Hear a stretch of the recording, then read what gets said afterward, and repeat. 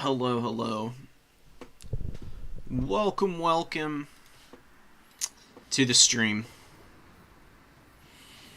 Uh, yeah, I mean, it's a good patch. To get right into it. I promised I would talk about it some. I just played in the Turin's tournament, just a little bit ago. Had a lot of success with the Beastmen, that's for sure. Beastmen don't really feel any different. In fact, I honestly don't think these are nerfs that are worth anything for trying to balance them out. They're just strong, dude. I mean, even bringing fewer Centigores, Beastmen can really flood the field. Not too dissimilarly to how they normally do or have in the past. And they can just dominate. They're fast. They get up on points quickly. They've got answers for everything. They've got crazy monsters that they can mix in. None of that has changed with this patch. Now, I will say Bretonnia does seem a lot better, which is nice.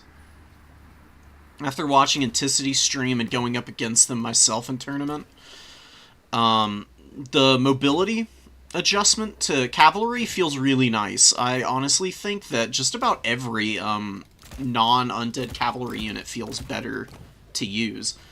It seems like Marauder Horsemen have gotten the same change as well. I don't know what else is being touched. I don't know if any of the demonic cavalry have been changed. I think Hellstriders, they didn't seem like they got the Bretonnian mobility buff. I don't know. A little all over the place with it.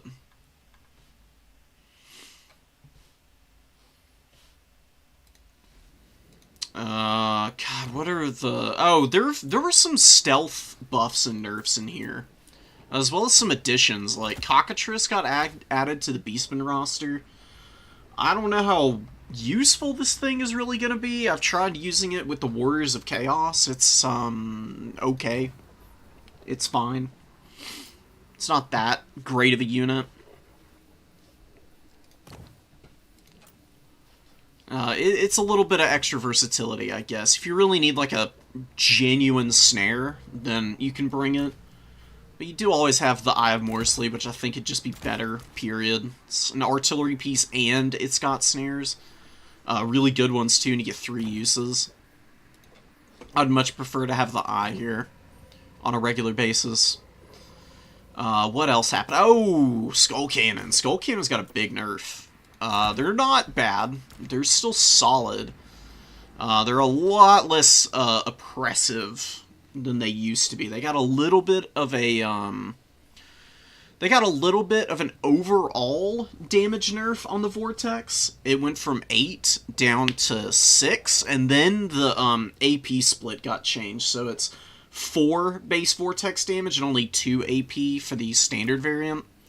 And the Hellforge Bellerer went from 4 armor-piercing Vortex damage on each of the missiles down to 1 AP, and 2 of base weapon strength on the Vortex.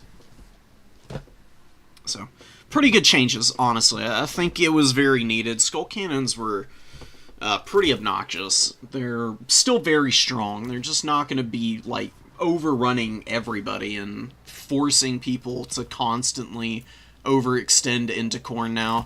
You're not the top-tier mobile artillery faction in the game anymore. Still damn good, though. There's definitely plenty of matchups where they're nice.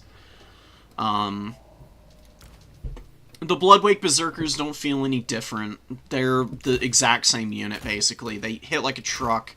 They're hard as hell to kill. They're a nightmare. they're still worth 1750. Losing 10 armor and a little bit of foot speed did not ruin the game for these guys. God, I'm trying to think what else ended up getting touched up. I don't know what other stealth changes there might have been. Skull Cannons and the Cockatrice were the 2 biggest ones that I noticed. I played a game with Kolek I did lose it, but Kolek hits hard as hell now. And the extra leadership helps him out a bunch, so that's nice to see. I think he might be borderline viable. Like, for real, for real. I'm trying to think of anything else. Lizardmen? I haven't played with lizards yet. I played against them on ladder a couple of times. They feel very much the same, nothing to speak of. I think their Coldwind Spear Riders have the same mobility, so I don't think they got touched by the update either. Kislev looks nice. If you are coming from Turin's stream, then you just saw Hlidden win the tournament with Kislev, which is really impressive. I am willing to bet that Fire Will Bug is making it a lot easier to get value out of the missile units. Because I can't tell you how many times I made the mistake of thinking, oh, they're in Fire at Will, so they're going to actually shoot when stuff walks into their arc, and then the enemy closes the gap, and they fired no volleys, and it just sucks. It seemed to me during the tournament like a lot of the missile units are just actively firing on a more regular basis, and it's making a massive difference for the value trades at range, which is awesome. I really appreciate that. They obviously put in a lot of work for the patch, and it's showing. It's really solid. I think that there's definitely some work to go. I think that Thunder Tusks are still fucking ridiculous. Absolutely stupid unit. It doesn't feel any less powerful. I played against the Ogre Kingdoms in one round, and it still got like 4,000 value. And it was impossible to interact with because I couldn't catch it. If I did catch it, it's got a bazillion mass, so it just ran away. And then Ogre Kingdoms just have a ridiculous amount of healing, so I think Thunder Tusk is still going to need to be banned. CA still needs to work on this thing. It's not reasonable at all. Pigback Riders felt fine, though. I think Pigback Riders are in a respectable spot now. I think that they can be, the restrictions on them can be lifted for sure. It's just the Thunder Tusk is still going to need to be restricted, I think. Otherwise, it's going to continue to dominate everybody and everything. I didn't play any Slaanesh. I didn't run into them. I didn't play them. Word on the street is that Seekers are pretty much the exact same, and you know, they're 100 gold more expensive. That's in the same ballpark as Beastmen getting 50 more gold on all their Centigores, and Centigores are still fine. They're strong as hell. Absolutely no problems for the Beastmen in that regard. Alright, let's get our first round opponent in here. Whoops. Spelling. Good grief.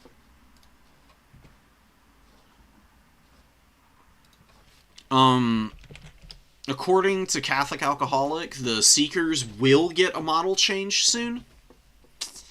How much of an impact that has, no idea. We'll have to see. I mean, the issue is that they surround things and pile in so aggressively that they just shred literally everything. And there's no way to save anything from Seekers if they get on top of you. 100 speed, magic attacks, and poison is an awful lot of tools to keep something locked in combat.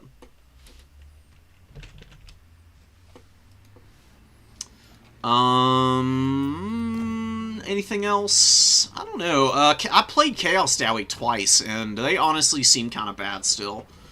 I don't know if it was just the people I was going up against, or if they really are just in a really sad state right now. But they're going to need a little bit of work still, I think, to get into a good place. Wood Elves. Okay. We'll see what we can do here. I mean, Wood Elves can be a really tricky matchup for Khorne. It's not simple. They can just go balls to the wall and run you over with numbers, for sure. We are going to do what we can to try and avoid getting run over here. Maybe Skull Takers, I don't know, man. I mean, Sisters of Twilight are a nightmare in this matchup for Khorne. There's, like, nothing you can do about them. They just absolutely ruin your day. So I'm a little worried about them.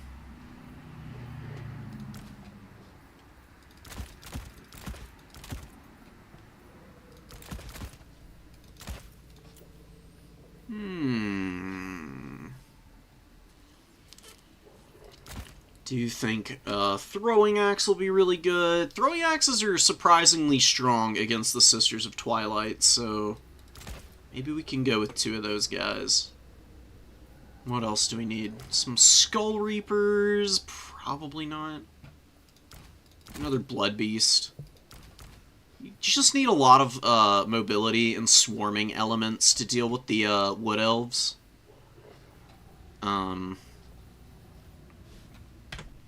You know, Unga Bunga onto the missile line oftentimes is going to work out really nicely for you. Alright, so where do we not want to play? Probably not on Celestial Lake. Although it's not a bad... No. We're not fighting in no woods. There's too many forests around the point on that map.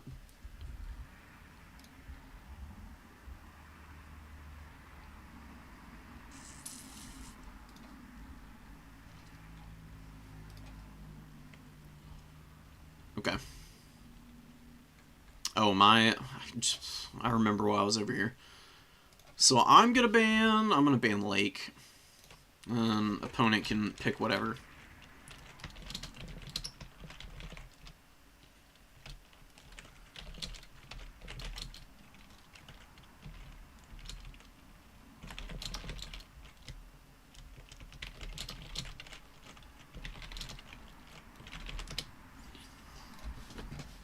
Just letting my opponent know what the deal is.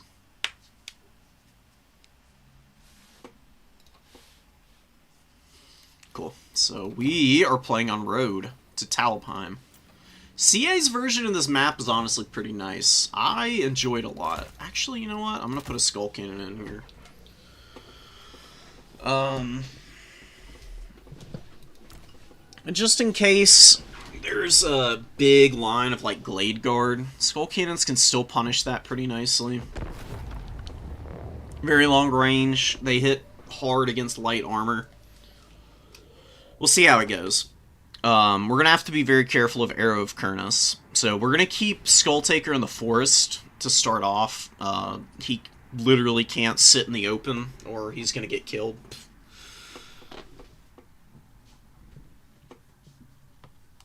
We'll see what kind of pushing we can do from there.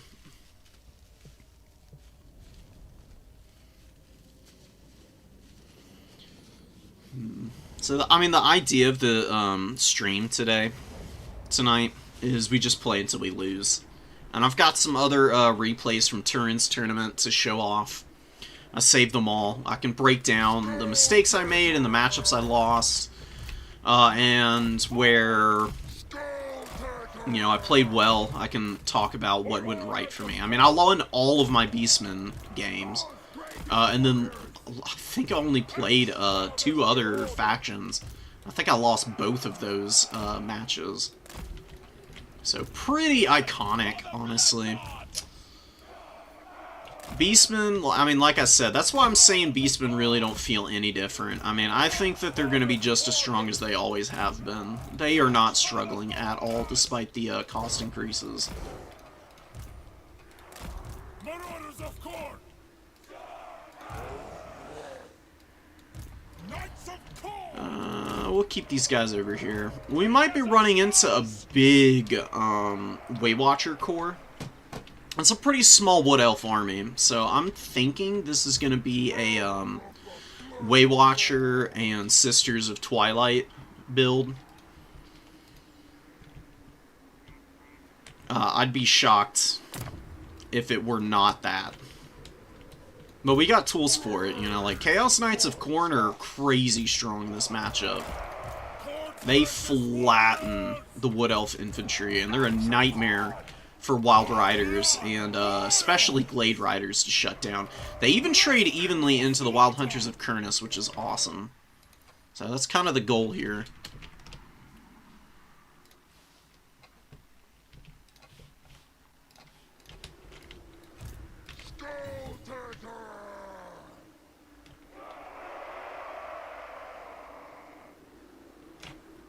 Did a good look have fun, my opponent? I did. Okay. I just wanted to make sure I'm not being rude. I had one person throwing shade at me in Turin's tournament. I had an awful start to our game, and I was playing Beastman the first round. I ended up grinding out a victory against the Chaos Dally. It was crazy. It was an absolutely ridiculous game. I don't know how I won it, to be quite honest, but I did, and he was very salty afterwards. Which, I didn't really get. He made a lot of mistakes. He seemed, pretty irritated with me after the fact. So, if Sisters want to shoot Marauders all game, fine. I would much prefer them doing that. I swear, these guys have bugged ammo or something, because it says they got 15 volleys, and then they shoot for, like, the entire game. And you can't touch them. It's really annoying. It frustrates me endlessly, honestly. Alright, we're gonna immediately start pushing here. We're gonna dodge some of these shots. Finally used up exactly one volley. Despite firing 3 times. I don't know what the hell that means. I don't know why that works out that way, but it does. Pull back a little bit. As you can see some magic going down. Shield of Thorns being popped, trying to force me to damage myself. Let's start getting Skull Taker out here, and I think the first summon's going to be Hounds of the Blood Hunt. They're really strong. They're going to be able to sit in the back here and have a pretty good time of it. They are a juicy unit. Zote's coming out, actually. That's pretty cool. Can I dodge? No, I can't. So we just eat it. A little bit of damage reflection on me, but nothing too significant. Let's get the Forsaken in here, and let's move up over here and move around. So the Zotes are actually a little scary, but I think we've got plenty of time and tools to handle them. Let's get some more Forsaken out. We're gonna get in here. We're actually clearing through a lot of the units right now, pretty nicely. And Hounds of the Blood Hunt are just gonna scream up through here, and they're gonna get on those Glade Guard back here. Because my opponent has not defended these at all. Oh, and there's Way Watchers over here, too. Oh, beautiful. Okay, so let's get out of here. Let's just run around. Let's go. Let's go. We just avoid the Zotes. Like, why? Don't fight the slow units, man. It's absolutely pointless. We're going to keep pushing. We got Glade Riders incoming, so we'll pull back a little bit, which is fine. Skull Taker is actually going to sit in these Treekin and get some protection from them, believe it or not. Okay, now we can turn around and fight, and we got some infantry right by, so they're going to do really nicely here. We're just going to keep the Way Watchers on the run for a minute. Okay, I don't know what the hell just happened to this charge. It just fell apart on me. See if we can get up in there. Let's get a Fleshhound out over here. Go get these guys. I don't know why my dudes just stopped running. That's really frustrating. You hate to see it, you know? That's the last thing you want to have happen when you're playing a match against the Wood Elves, is your units just stop doing the thing they're supposed to be doing.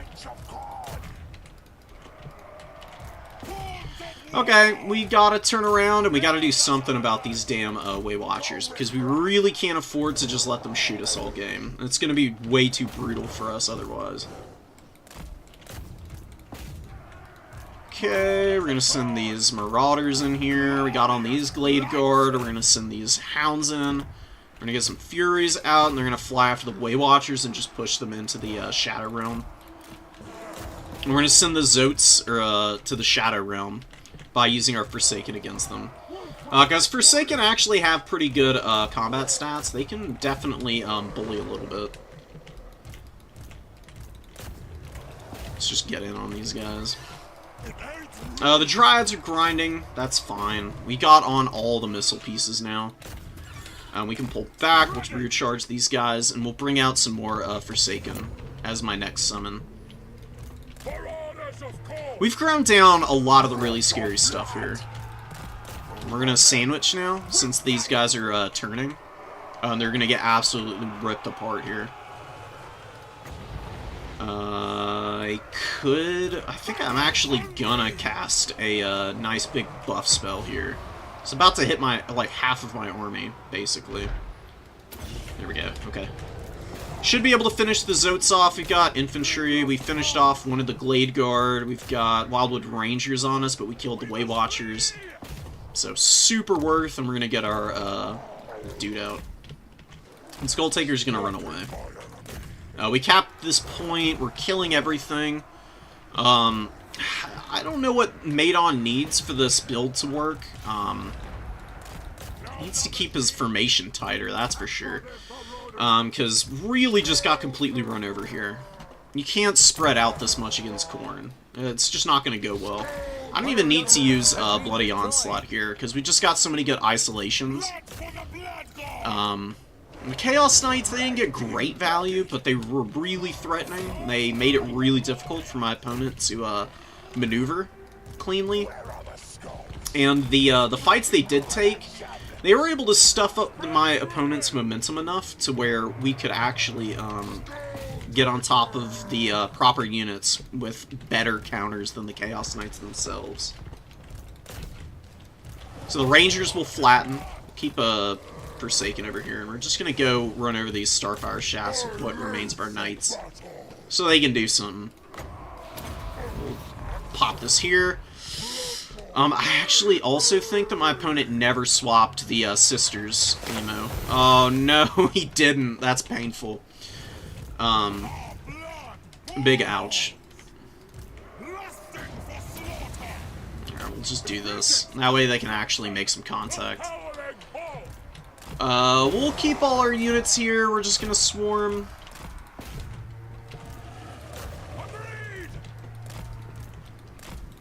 Let's go clean up all the remainders here, and let's get some support for Skull Taker. Because the Sisters are on the Eagle, which isn't the scariest thing in the world, but they can definitely do some damage to Skull Taker. Yeah, we just got this completely boxed out, and the Earthbloods and Shield of Thorns really haven't provided any value to speak of. We got a shit ton of money. We'll get a Blood Beast. Oh, and we got a Wildwood Ranger in our back point here. Okay, so that's where we're going to send these guys. We're going to try and Wombo combo them. And the Chaos Knights, hanging in there, dude. I mean, they had like 25 models. They ground down this Spear Rider, or this Glade Rider, pretty nicely.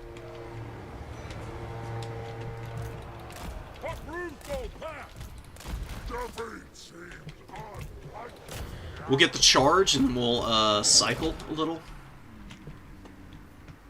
And throwing axe? I think we really need a throwing axe, to be honest.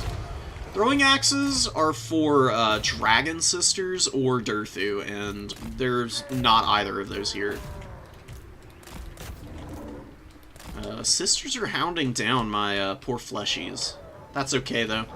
Blood Beasts find their way onto the Wildwood Rangers, and they're going to have an absolute field day pounding those guys into the dirt, man. They are going to embarrass the shit out of those guys.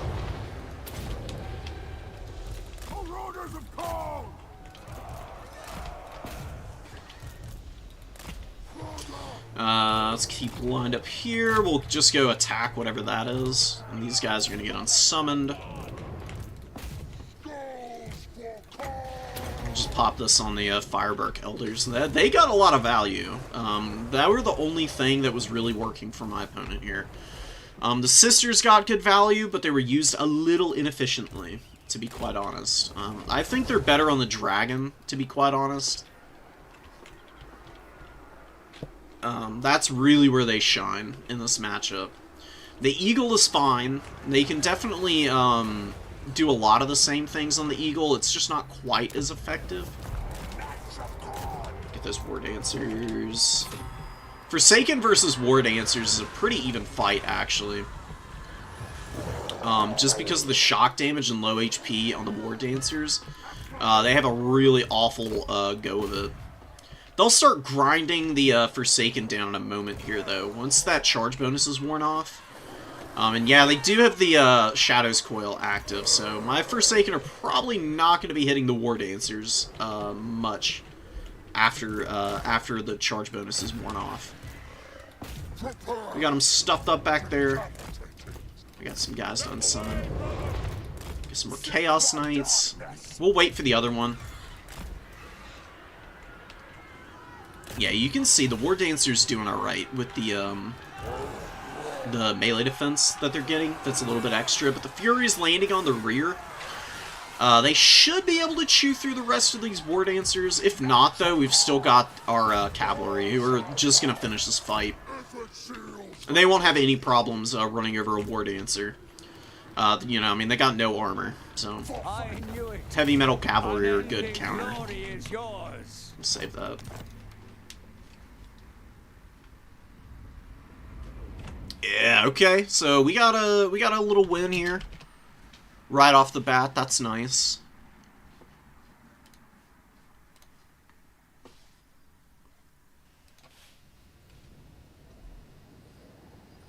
Like I said, not great value on the knights, but infantry, all the other infantry were solid. Skulltaker got good value.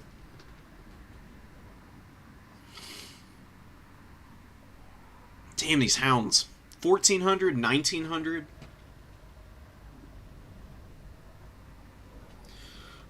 This Wood Elf build just doesn't know what it wants to do.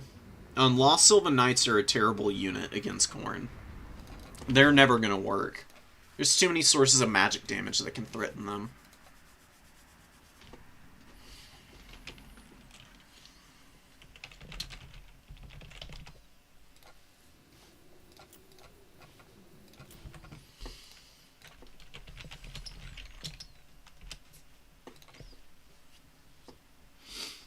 Buff spell? Come on, won't forgive that misuse of magic. What's up, guys? How's it going, Adelma? What's up, Pizu? Look, it's a buff spell. I don't care. Khorne can come for me. I give 0 fucks.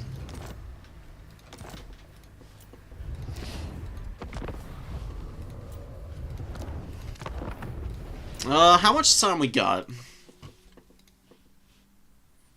for the next round? Let me check the bracket. It got done fairly quickly.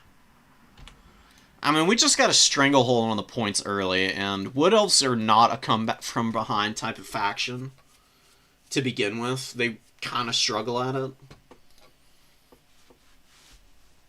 Like, they're better than the other elf factions at scrapping when they're down. But there's definitely a lot of limitations that they run into.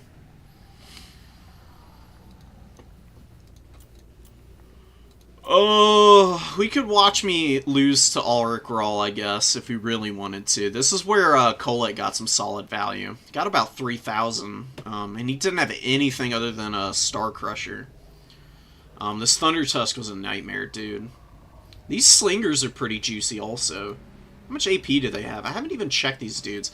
You know what? Maybe that's what I need to do. I need to familiarize myself with the Ogre Kingdoms. Because they are just always banned, and I have no practice and experience against them anymore. Oh, they really are just a Skaven Slave Sling, huh? 9-second reload, 120 range, 1 AP, 8 base missile damage. Kind of crap. Got a lot of HP, what the hell? It's way more than the Skaven Slave. The hell are the Skaven? Hiding, like usual. Oh, okay, they actually have about the same amount. But they have less models. I don't think that really matters all that much. For way to fire, the Skaven Slave slings are a little better, and they're a little cheaper, but pretty similar. This is kind of what I was imagining. The Nobblers do have a lot more leadership, though. Oh, and they actually have... Wow, okay. They got a little more missile strength. They're just a little bit better, period. They're slower, but better combat stats. Not that really matters. Like I said, it's just, you know, more for Ogre Kingdoms to just torture you with, man. Like, just throwing out a shit ton of Noblars and then a Thunder Tusk. It's like really all you need to do. Like, why mess with success, you know? You bring a nice cheap old Slaughtermaster with gut magic. You troll guts until you win.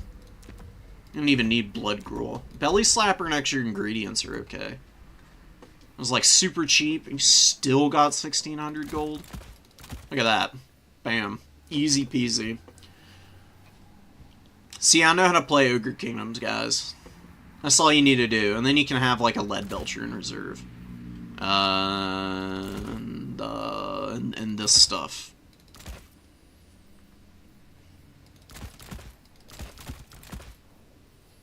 What's a nice unit to add in here at the end? We don't really need any Nobblar Trappers. I don't think Nobblar Trappers are going to get used much now. Like, they are better than the Flingers in a lot of regards, but they got a lot less ammo, less range. They got a little more leadership.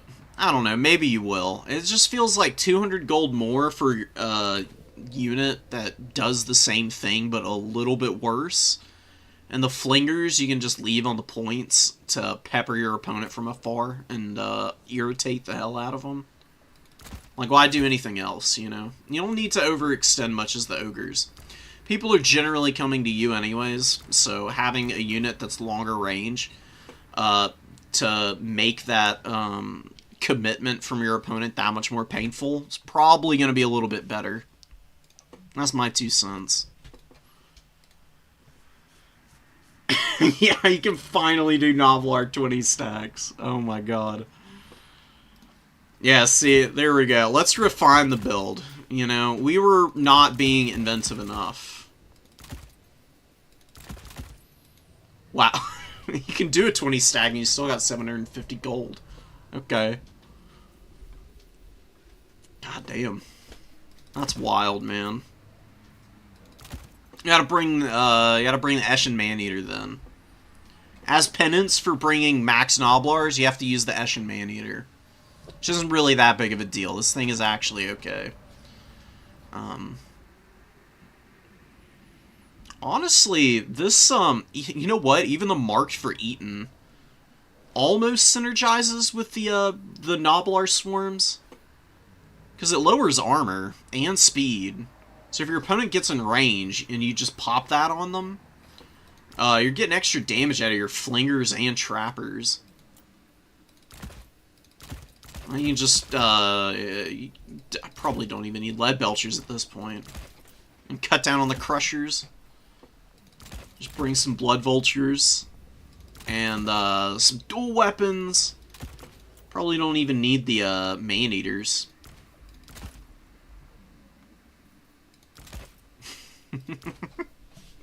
Yeah, here we go. This is the Ogre Kingdoms build to end them all, man. That's the good stuff right here. This is the 20 stack build. One day I'll play Ogre Kingdoms and we can do this.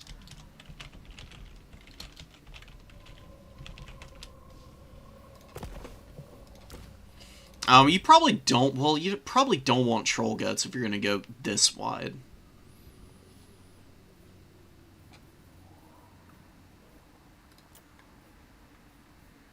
Heaven's Magic, Death, or Beast, though? I don't know.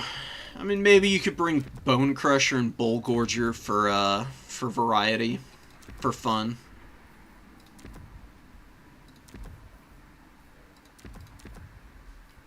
Or you can go super cheap. Blood Gruel, extra ingredients. You don't even need the Bloody Cleaver if you're going to be spamming Gobbler and Bull Gorger all game. You can use so much magic as the ogres. It's kind of ridiculous. I mean, they can just do whatever they want in that regard. There you go. You got Troll Guts still for your Thunder Tusk in the back pocket. And then you just throw all this stuff out whenever you're feeling spicy. Keep your guy healed up. It's a decent heal for the passive. Like 0.4 for 9 seconds. That's is that as good as Nakari's ability? So Nakari's got the whatever it is, Feaster of Souls, Harvester of Souls. Oh, that lasts 21 seconds, so that's way better. Similar amount of HP per second, but a lot more of a duration on that. But that the Blood Gruel triggers every time you spell cast. It's a little bit harder to destroy a unit around Nakari.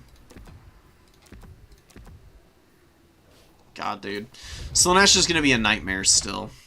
We're probably going to have people just clowning on him for a couple weeks before people decide that it's not worth the effort and just start banning Slaanesh again.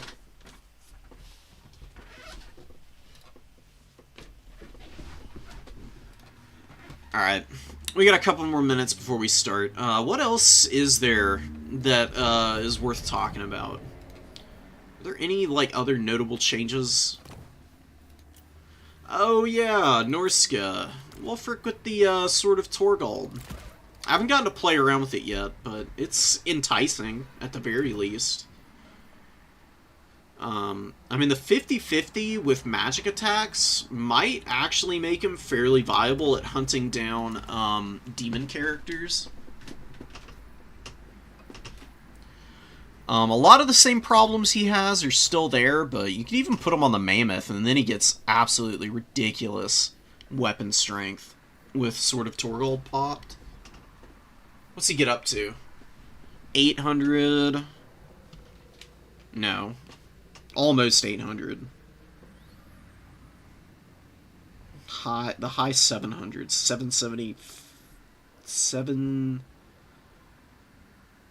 780 something?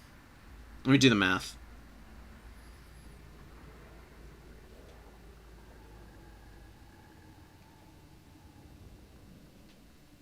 Yeah, 787.5. That's pretty juicy, man. That's getting into Scarbrand levels of punishment.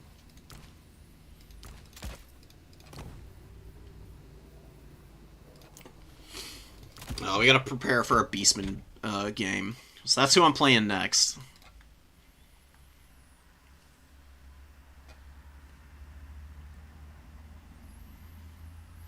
So, Adam, attack speed, Debulch, Bob, Maximillionaire, Stingers, and then, you know, Sampo has been playing really well. Probably giving Hitman Hippo a run for his money. Navigator and Scramble are playing. It's just really good players in this tournament.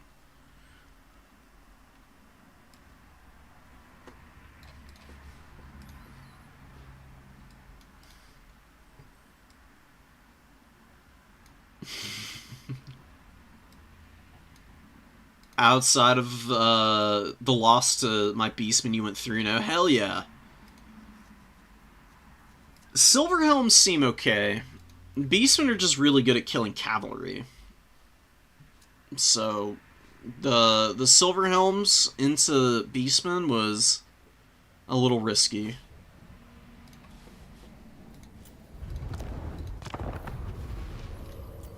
What was the whole build? Where is it? Here it is. Oh, only 2. Some Dragon Princes. I don't know what High Elves do against the Beastmen, man. This is such a good matchup for the Beastie Boys. Like, Wargors are amazing at breaking chariot brace, or breaking spear bracing. Then you use your Razor Gores to just run over all the infantry. And outside of the Fireborn, nothing is touching the Razor Gore chariots. They're just so meaty. They've got so much HP. Got a shit ton of armor. They get caught by cavalry plenty, but they just survive until all the reinforcements show up, and then they get cleared. And then they just go right back to running over all the bows. And the High Elves just don't have a way to deal with that, it seems. They're just so squishy to it. Like, maybe more Lotherns might have helped. But who's to say? Gone Tech. Oh, yeah, Techless would have been really good. Nets would have been amazing. It really would have shut down the Razor Gore chariots.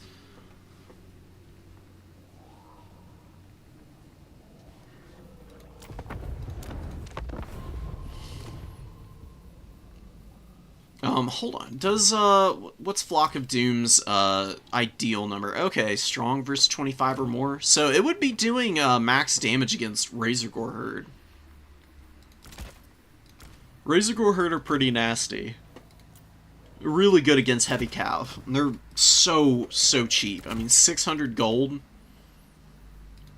Like, I've seen a couple Beastman players lamenting the 100 gold increase on the standard Senti Great Weapons.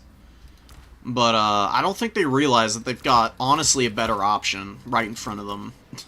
Razor Gore Herd are crazy, dude. The only thing that's holding back Razor Gore Herd is the fact that they've got Feral Rampage and they're a little bit slower. They got more weapon strength, more charge bonus.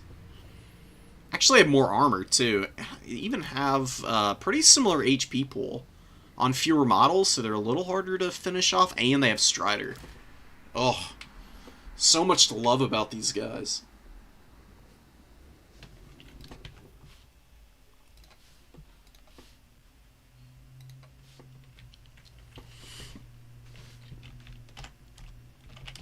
Okay, Beastman versus Chaos Dwarves is not going to be a very easy matchup.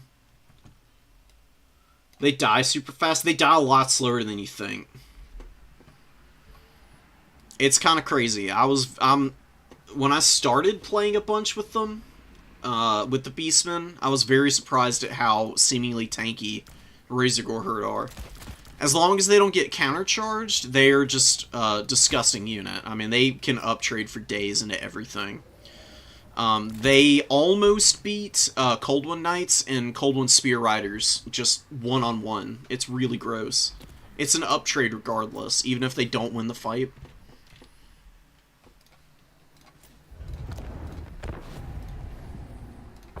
Alright. Let's get Hitman Hippo in here.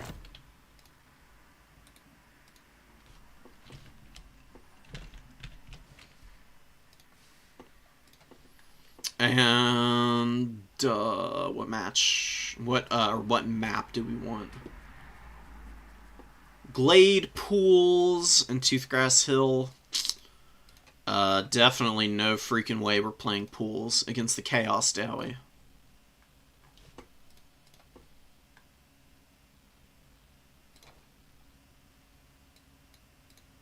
Okay, yeah, I mean, I do get to pick the map, so let's think about it for a minute.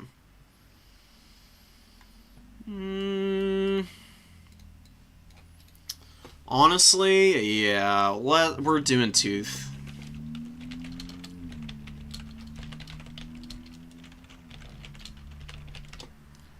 What do we want to bring here?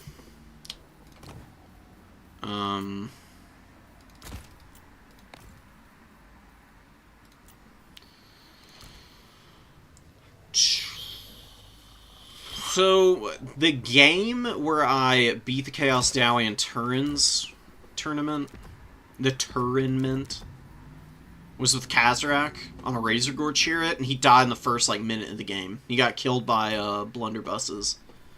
And then I lost to Razor Gore as well.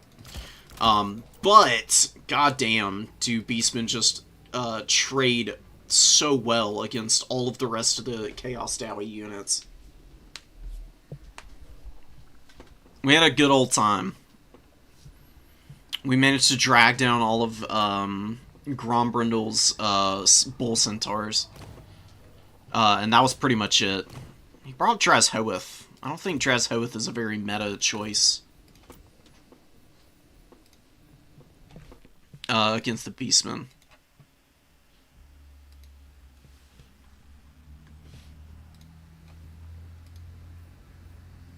Wait, are we really doing a freaking mirror match? Hello? Oh my god. No, please tell me it's not true. I don't want to have to play a mirror.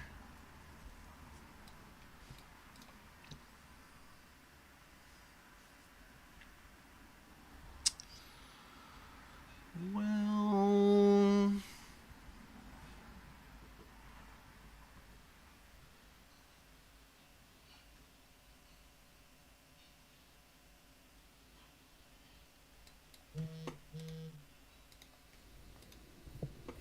That's not, literally not even what he's supposed to be playing. Okay, hold on, one sec. Oh, he wants to see the map, okay. Fair enough. I was confused, I was like, what the fuck? Hello?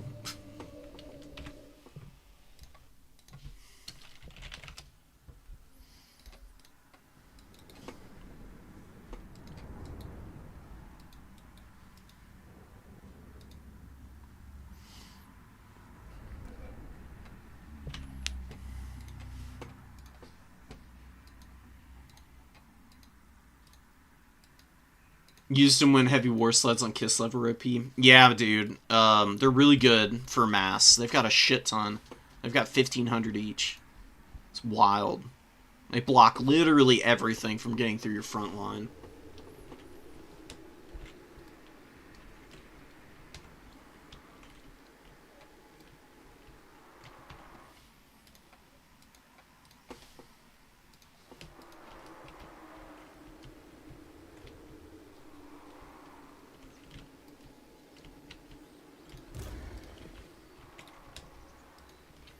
Unironically, this is a perfectly usable Beastman army.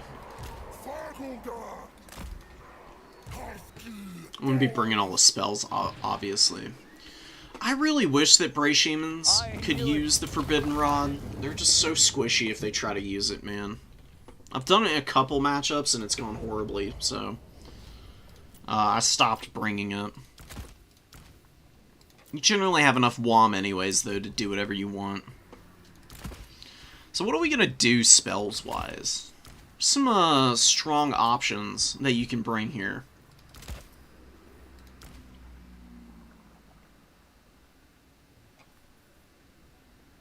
We will need to be very careful.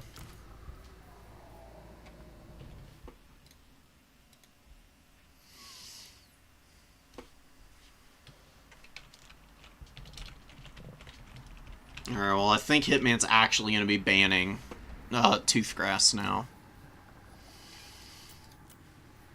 I thought he was saying that we were just going to play there. I thought it was a gentleman's agreement. So, I'm just going to go ahead and put Glade of the Everqueen on, because there's, ain't no way we're going to get to play on Toothgrass.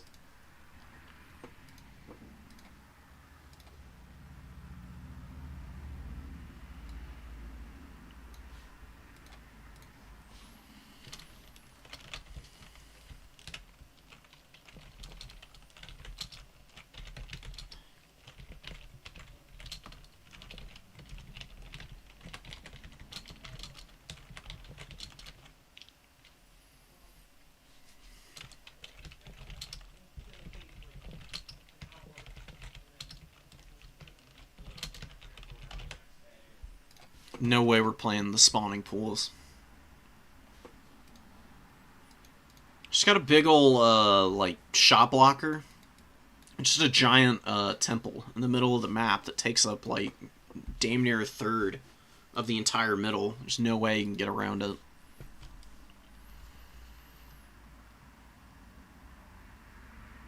You can always use chariots, though, I guess, as beastmen.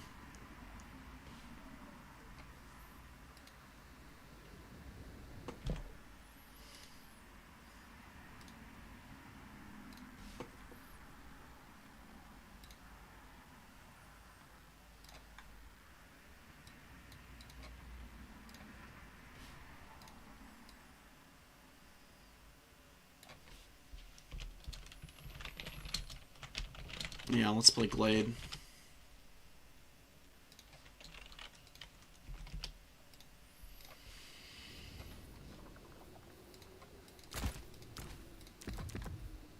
Do we go Malagor? There's some risk with bringing Mally against the Chaos Dowie.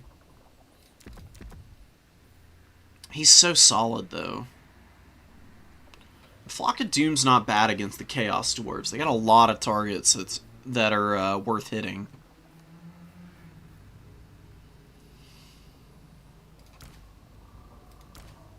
We could go really wild. We can bring a big monster. It'd probably go really badly. Chaos Dowie have so much shooting. They'd probably just kill it immediately. So we'll probably not go that route. I don't think it'd end up being very favorable.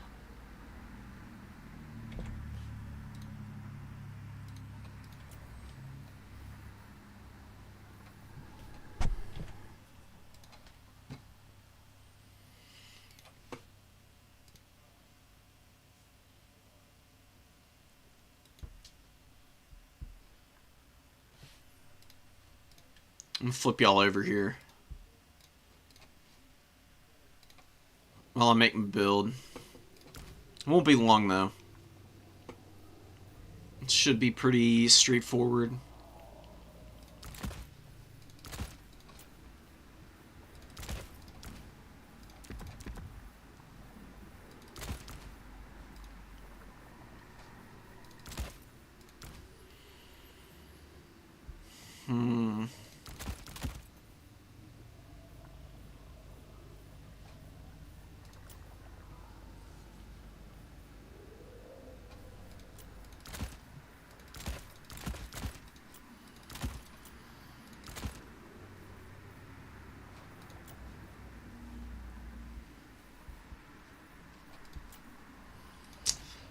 These guys are good.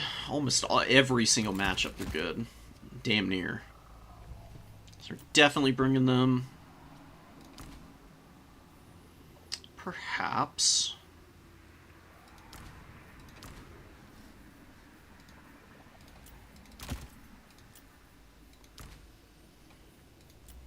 This would be a really wild pick. I don't even know how this would synergize with what I'm trying to do.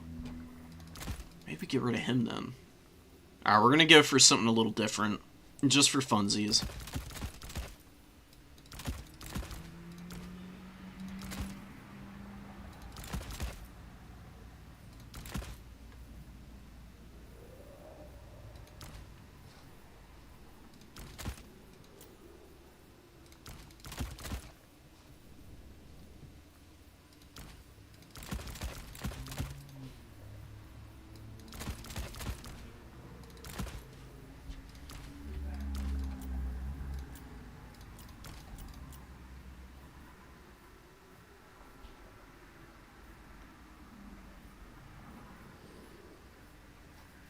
Got one. Do we need more? I don't think so.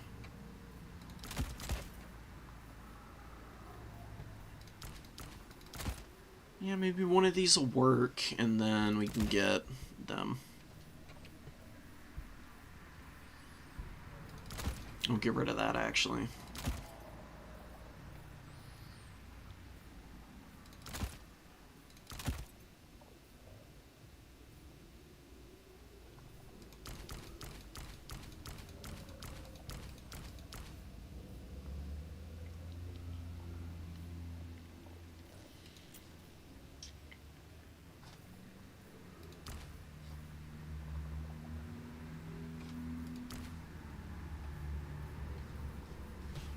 Yeah, sure. This is good enough. We'll see how it works out.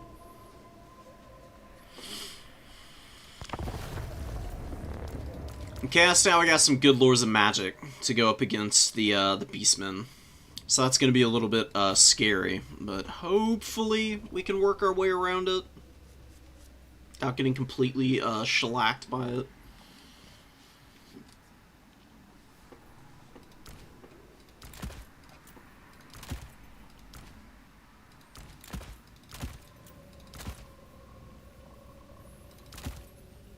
think as long as we're aggressive, we'll be fine.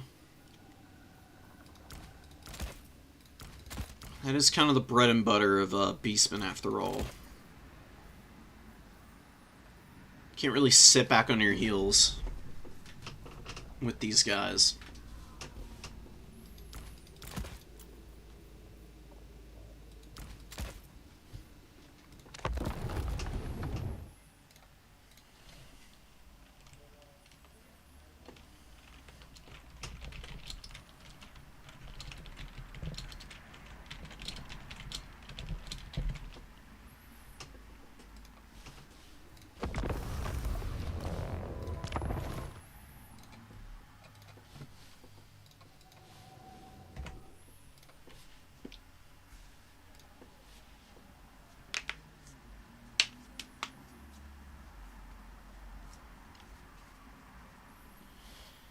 How'd everything else go for everybody who was playing in the tournament?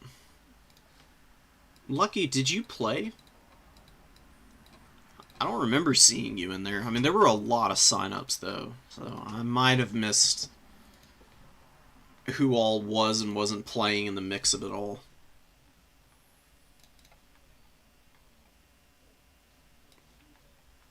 God damn. Like 40 people. I had a lot of people dropping in the middle of it, though. It's fairly normal, though, I guess. It's kind of hard to stick around for all of these tournaments sometimes, because they tend to go pretty long.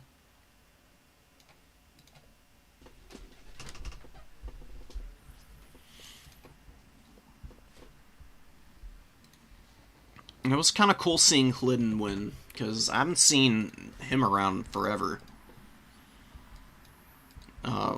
Like 6 months ago, I think, was the last time that Hliden and I played. I think that was the last tournament that I've seen him active in.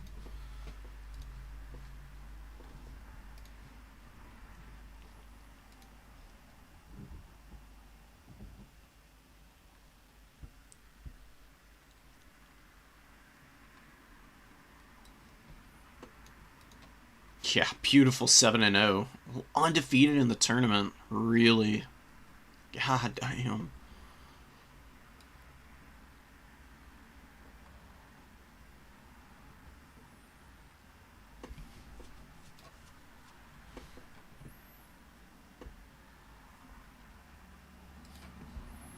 No, it hasn't been 6 months. It's only been 3. It just hadn't been playing since the turn of the new year.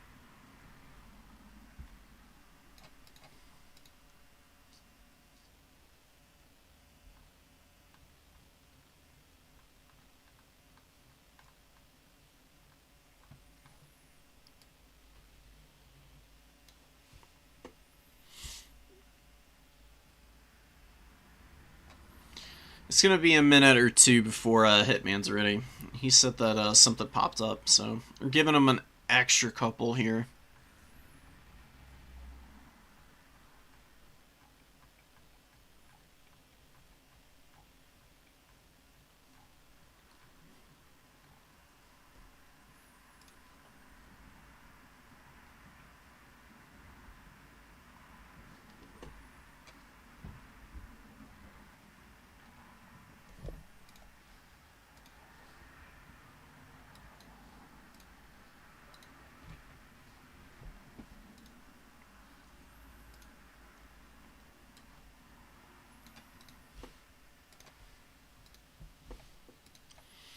I'm curious how all of these matchups and factions develop over time. I feel Kislev's definitely going to drop. They didn't really get any significant buffs. I mean, really the only thing that got buffed was armored costs are great weapons. I got 2 more melee attack. That was it. And then Frostworms lost a little bit of armor. I can't really remember if they got any other kind of buffs. Okay, here we go. Hitman's back, so we're going to swap over real quick. And we'll get into game. And we'll see how we can do. Hitman's amazing at the game, so it's going to be pretty tough. I am decent. If I had to put myself on a sliding scale, I'm like a solid mid-level player. Above average. Hitman is definitely one of the people who's like a mainstay at the top of the leaderboard. Consistently though. Oh my god. 9-unit Chaos Dowie build? Train? I wouldn't be surprised to see a Dreadquake. That would be pretty wild. It would do a lot of damage to me, but I did bring Razor Gores. They should be a little bit of protection. Why can I not put them in the forest? Oh, because I'm trying to put them too far over. Alright, so if there's a Dreadquake, what do we do? I think we'll delay our advance. Well, actually, I don't think so. I think the infantry, they're just Ungors. Who cares if they die, right? We'll send our, we'll bravely sacrifice our men if we need to. We're gonna try the Cockatrice out. It's got a slow. It could be really good depending on what Hitman's got here. So maybe a Gambit that's gonna pay off for me.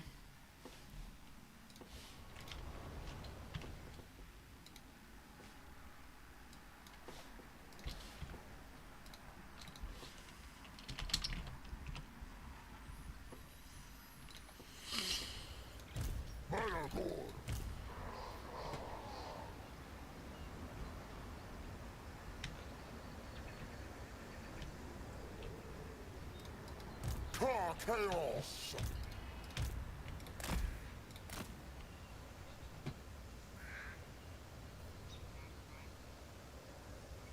Causes terror. Terror might be really nice. I mean, Beastmen don't have a lot of terror-causing units. Their most accessible one is the Manticore, and the Butchers of Kalkengard. Manticores aren't that meta, though. You don't see them you don't see them too terribly often. They have the Demon's Tongue, and Death Sorcerer. Death is a really good lore of magic. We're just gonna ignore this guy. I mean, we're gonna be casting spells all game. I'm not gonna try and snipe him. It's just not really gonna work out in my favor.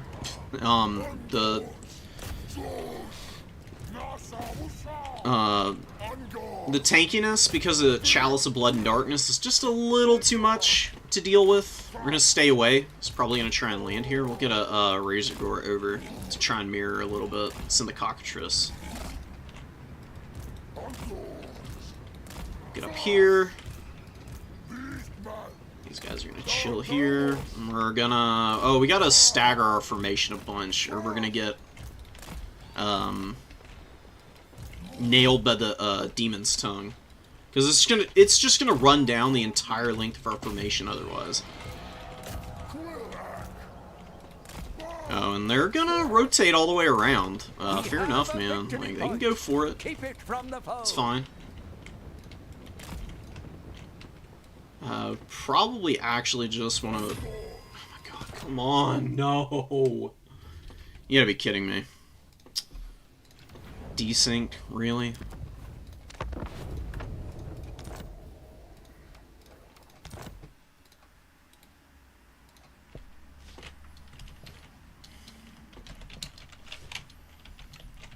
That's painful. Please don't do this, CA.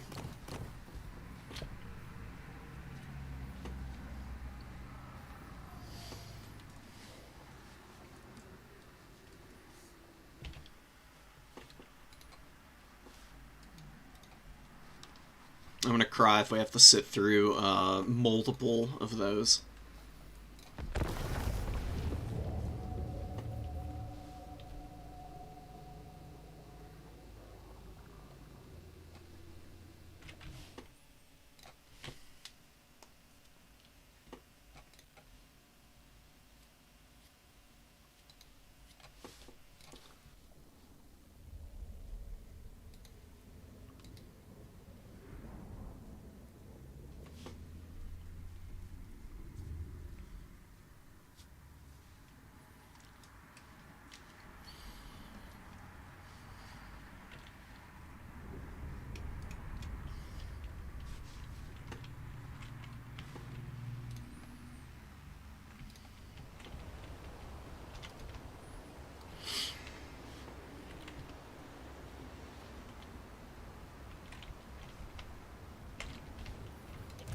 Alright, we're just gonna do the same thing. I have no fear.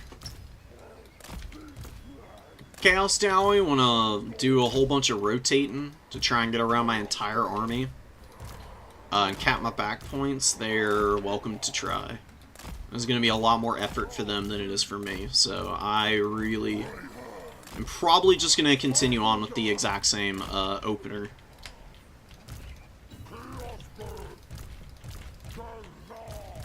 Get all these guys in 4 and lock that formation. Or actually, we'll put the whole infantry blob in there. We'll keep the Razor Gores back here again. So, round 2, retrying it. Let's see if it works out.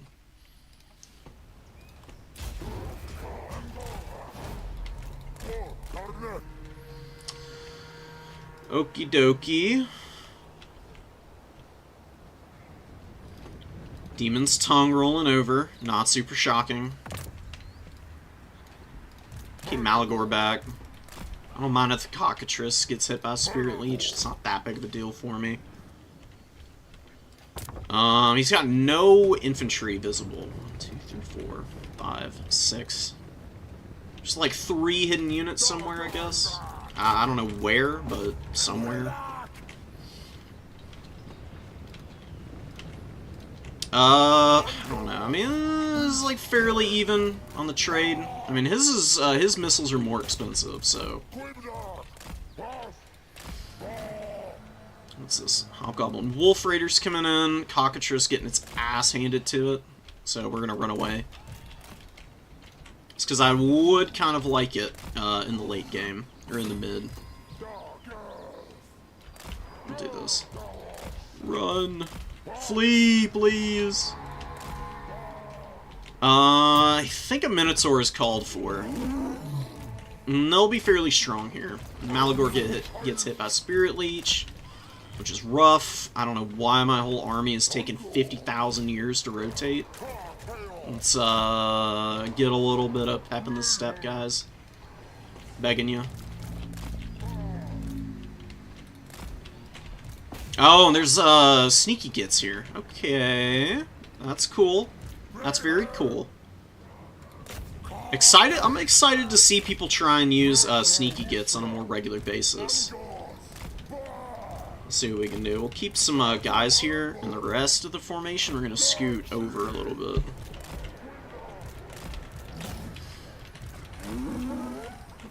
Demon's Tongue gets an immediate terror route, and we're gonna run away here. We need to get in with the Cockatrice. It's going to be able to do a little debuffing. We'll get the Grog Hooves out here. I don't know how the Razor Gore Chariots took a bazillion damage, but okay. That is just how it is, I guess. See what we can do about killing the Demon's Tongue, since it's like stuck all the way back here right now. Let's get away. Shoot. Charge. Run with the Razor Gores a little bit. Hitman's doing a very good job of hounding them down right now. It's a little bit scary. I think I can still win. We need to actually like land in here and kill these guys. That'd be really nice. We'll commit there. Malagor is going to stay back. He's getting hit by a Spirit Leech pretty badly, which is not great. Definitely not for me. And I think maybe a Corn Gore is needed here.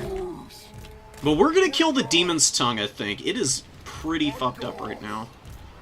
That's going to be really awesome. Let's see what we can do about shooting Bull Centaur Renders as well. Because these guys are going to be a real pain in the ass, and I really would like to not deal with them. We need to get up here and defend our boys. Cockatrice is going to finish off the train. Or not. Apparently we're not going to do any of those things. Let's get up. Let's get away. Oh, we did get the kill. That's huge. Okay. So we lost our chariot. It's really well done by Hitman, so we're going to get away from here for a moment. We'll get a Centaur forward and see what they can do. Come on, dude. Fuck. Ain't no way. I'm not replaying this.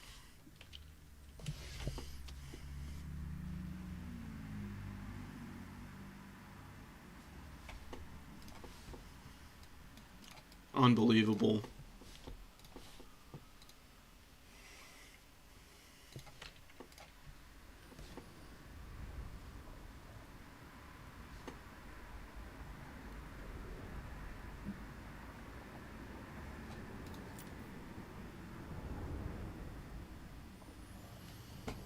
Mm-hmm.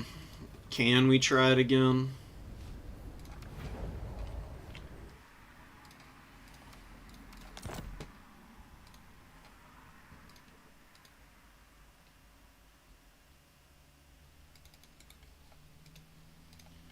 Alright, brother. I'll come over there. I'm gonna crash out again after he blunders his 1900 gold unit into my front line.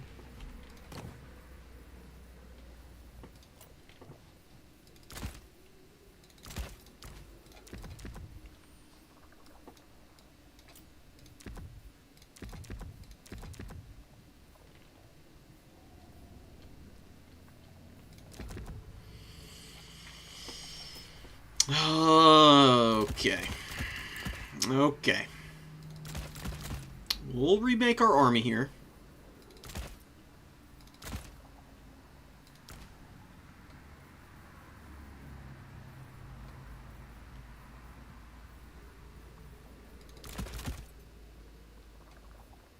Hell else did I bring? Did I have a Minotaur in the opener? I don't think I did. The hell? What's the rest of my army? I already forget. Good grief. Oh yeah, 2 Zangors. Duh. We had these guys and these guys. And then we had these dudes. 2 of them's. 1 of them's. What else do we have going on? Do we have another Razor Gore in reserve?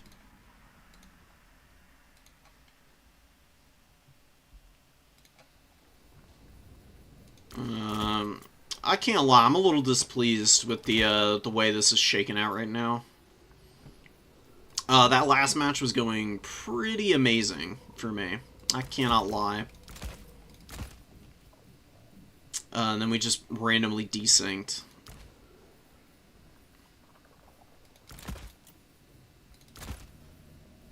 Supposedly. Is that how it was? I honestly cannot remember what my build is anymore. It was something along these lines.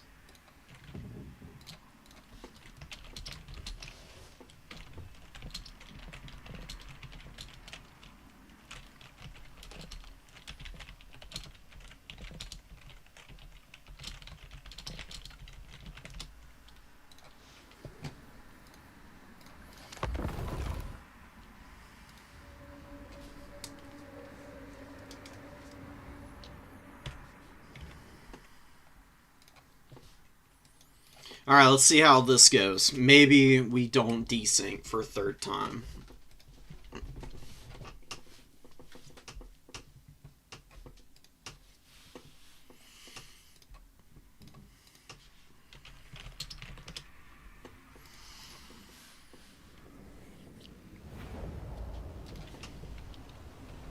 Okay.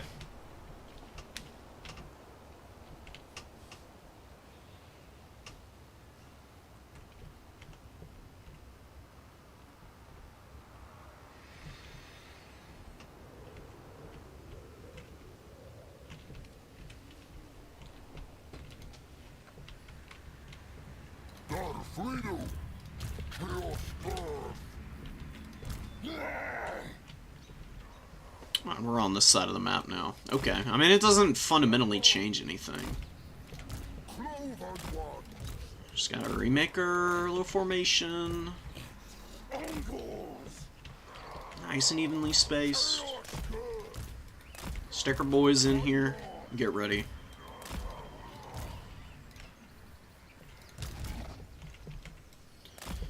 This is going to be the most well-drilled opener of all time. Alright, attempt number 3.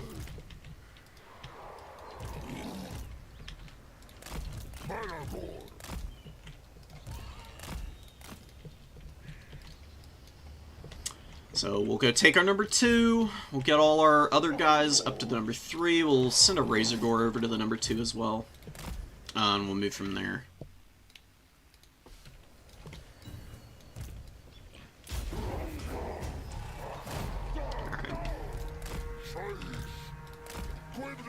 Okay, please stop walking. Oh my god, I don't know why why are the formations wanting to walk instead of running? Like, y'all are beastmen. Y'all should be, moving up with a little bit more haste.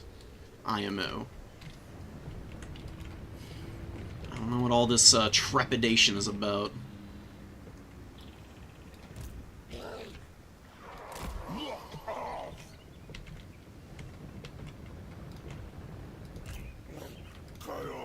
A little bit of poke, a little bit of cap.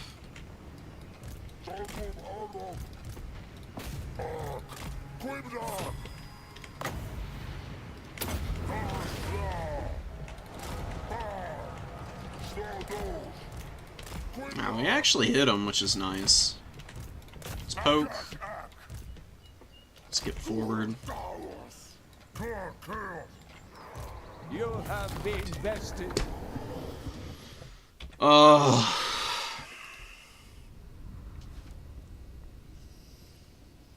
Alright, well.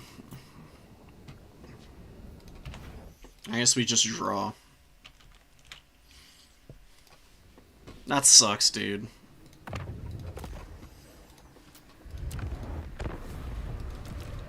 I felt really confident with the build that I had going in there, too. I actually think the Cockatrice might be really good for the Beastman. It's got a decent amount of HP. It's got way more than the Feral Manticore. It's got better combat stats. It's got AP. It's got all the goodies. Missile resistance. A little lower armor, but it's got the overshield to compensate. It's faster? Oh, it is faster. Whoa. With more leadership, too. And no Feral Rampage. Dude, the Cockatrice might be low-key a sleeper hit on the Beastman roster.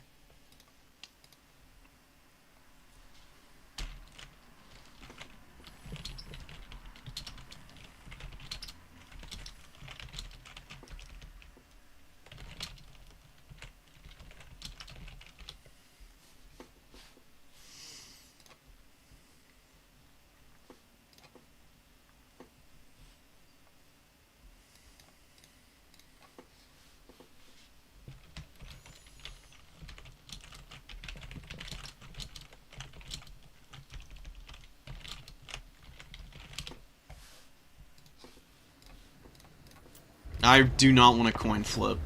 I'm gonna be honest, that sounds like bullshit to me.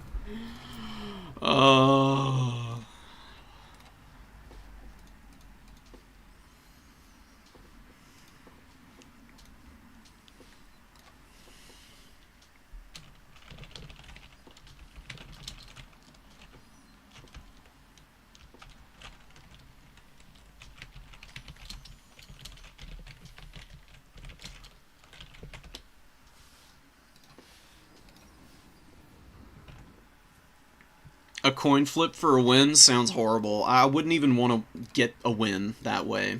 Even if I won the coin flip, I'd just feel bad. I'd rather draw and potentially miss out on top 4 because of that.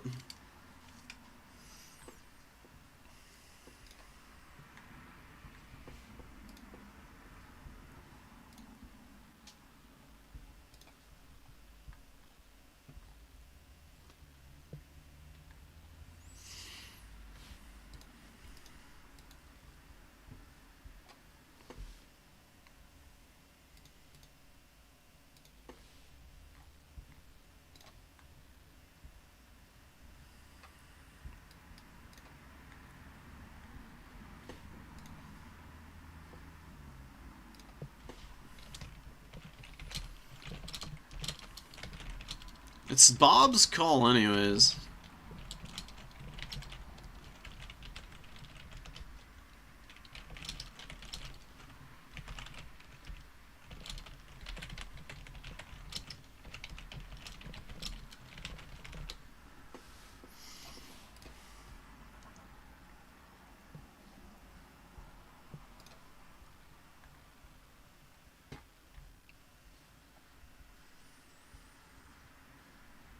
That feels bad. That second game where we actually played it out a little bit, I killed his Demon's Tongue and only lost a Razor Gore Chariot as a result.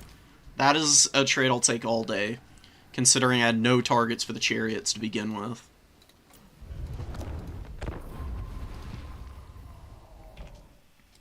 I'm a little sad about it.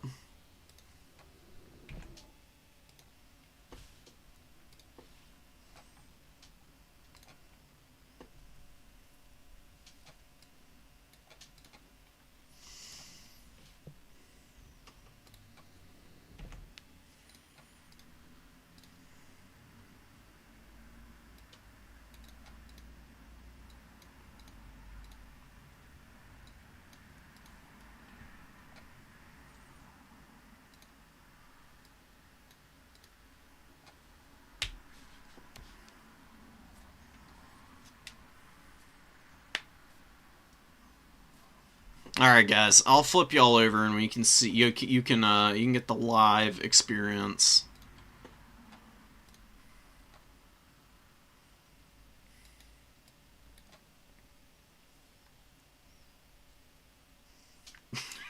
Okay, I guess I get a win.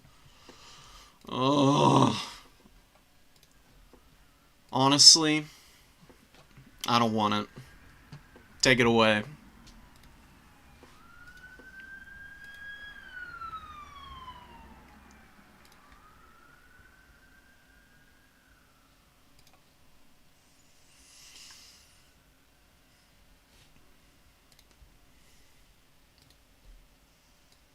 Woo. Okay. Well, we get a win, I guess. The most undeserved win of all time.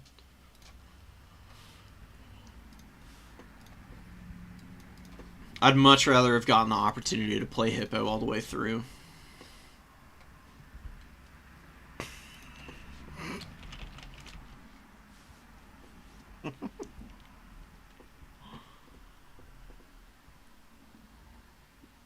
Hello?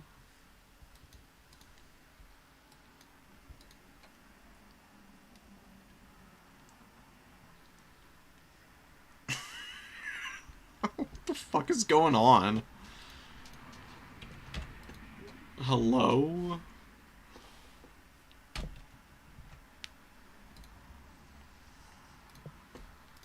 This dice roller on the Discord is borked, because it's either rolling 3 or 4 every single time.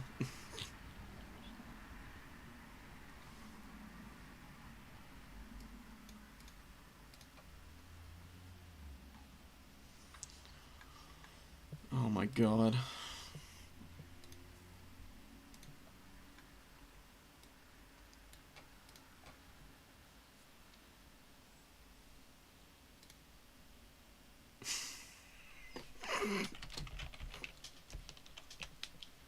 Apparently 4 is my lucky number, folks. I'm gonna be taking I'm taking 444 to the Powerball lottery. I'm rolling that every day of the week.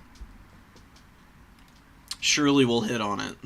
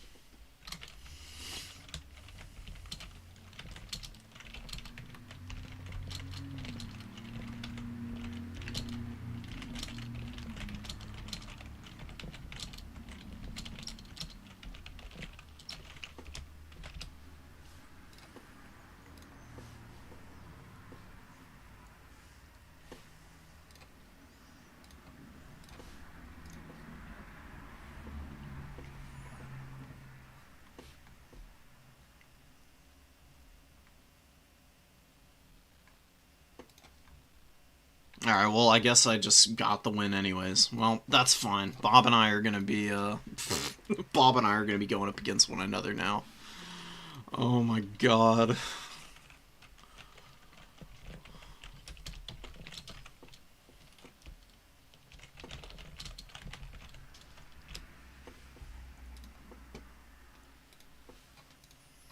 Alright, Bob's a good player. Probably playing Lizardman. I don't imagine he's going to be playing anything else. What's his other factions? I don't even know what else Bob plays, honestly. Oh, no beast, no Lizardmen. Demons of Chaos? Oh, Kislev. Kislev this round. Kislev Khorne is a good matchup, dude. It's fun. So let's get in here and let's actually have a freaking game for once. Oh my goodness. That last round, playing havoc upon my psyche.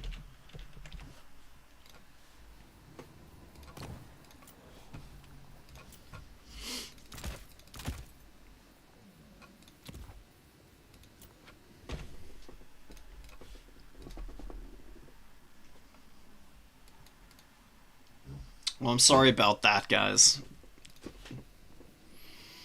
I don't like nothing more than to just play it out.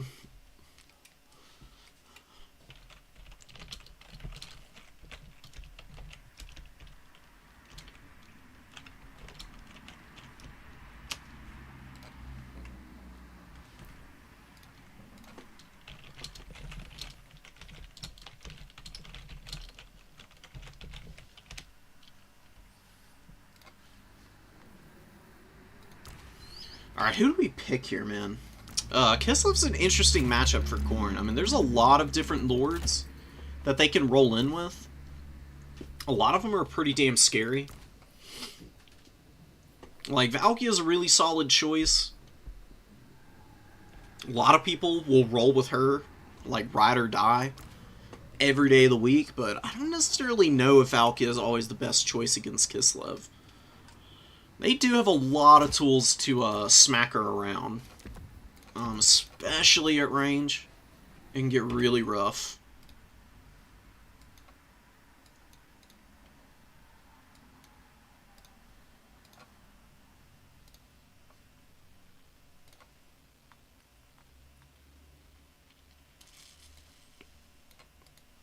Alright, we're on round 3, so we got Gates of Ekron, Black Ark, and Itza on top of bracket. So I ban.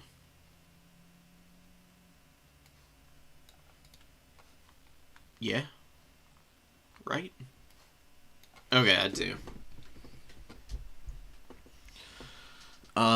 Is Ekron the worst map? I think I'm banning Black Ark. Black Ark's really big. That's just an awful shooting gallery. Khorne tends to struggle on Black Ark.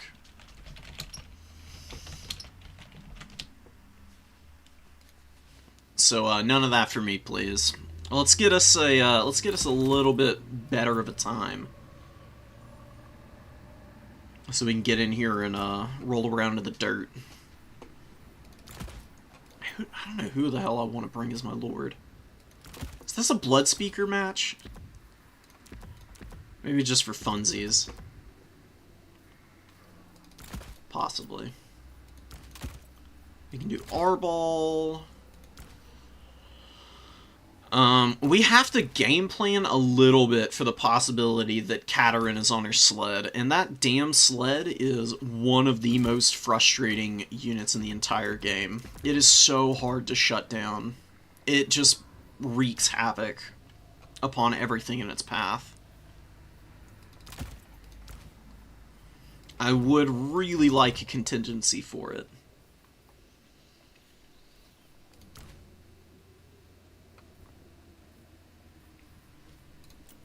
At the very least, some mass outside of just flesh hounds to throw into it. So I can get pretty unfavorable pretty quickly. If you're constantly throwing flesh hounds in the way of sleds, they can get chipped down pretty damn quick. I'd really prefer that to not happen.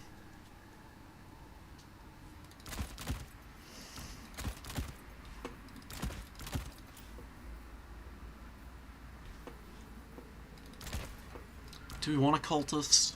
Do we need a cultist? Really? Probably. Probably. Kislev's I mean, like I said, Kislev's got a lot of tools to be able to just run you around, shut down your stuff. Give a chevron to our skull cannon here, so it's a little more accurate, and I think I'll actually put a blood beast in. That way I got a little bit more to work with mass-wise. Or we can do this. Get another marauder. Skull cannons are still pretty good. Actually, you know what we're gonna do? Fuck that. We're gonna bring the Hellforged Bellower, because I haven't gotten to use it in a hot minute, man. Let me tell you. It's banned in like every freaking tournament. It's unbanned for a change, so I'm gonna give it a shot. Just to see what we can do with it.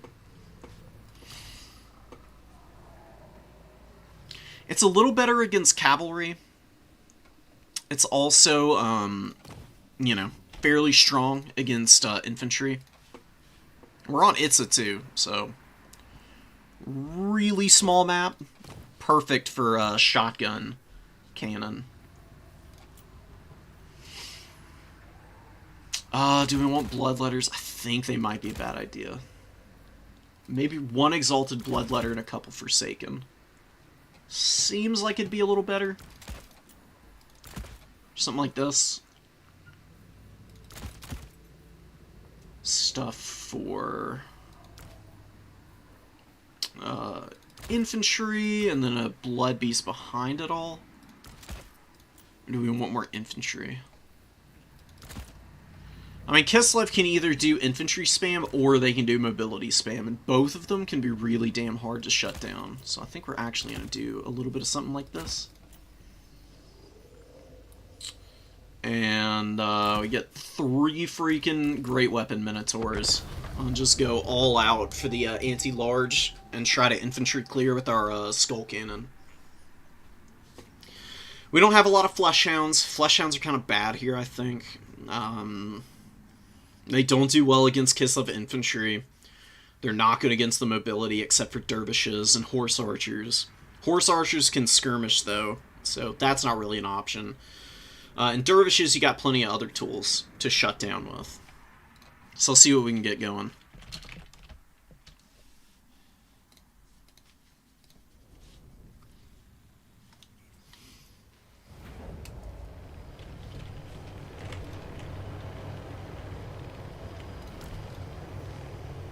It's a pretty chunky Kislev army.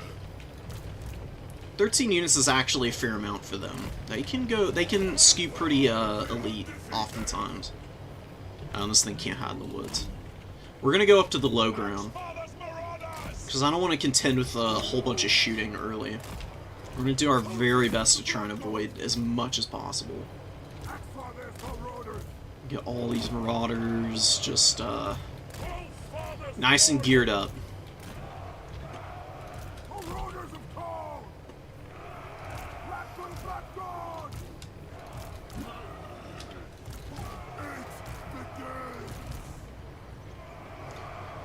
So, where do we want the cultist to go?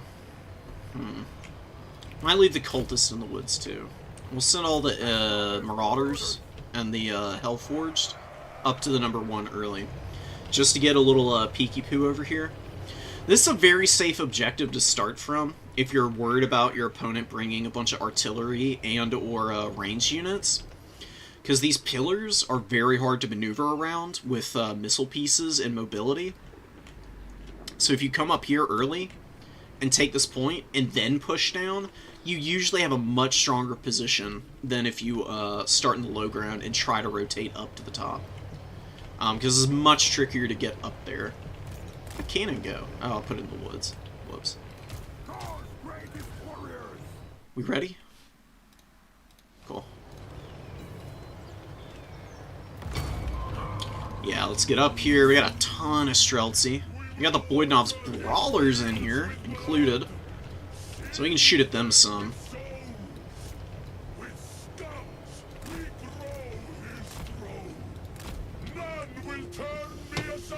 On a Hawks of Mystica caster. Okay. fair enough. That's pretty good. I mean, this is a very strong build. Ice Guard Glaives, very good. Hawks of Miska, pretty good at clearing stuff. Holy crap, that did a bunch of damage to her. Jesus. It's kind of crazy. Really wasn't expecting that. Let's get our dude moving up. Let's gear up here. Let's be a little careful. We don't want to overextend. Oh god. Oh my god. No, no, no, no, not like this. We got way too comfortable here.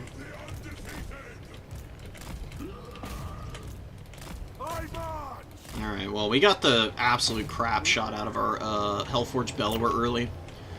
Which is just a magnificent forehead play on my part, quite honestly. Very poorly done on my part, but we might get the Snow Leopard here. It's in a pretty bad spot, I'm gonna be honest, but it does manage to squeak away.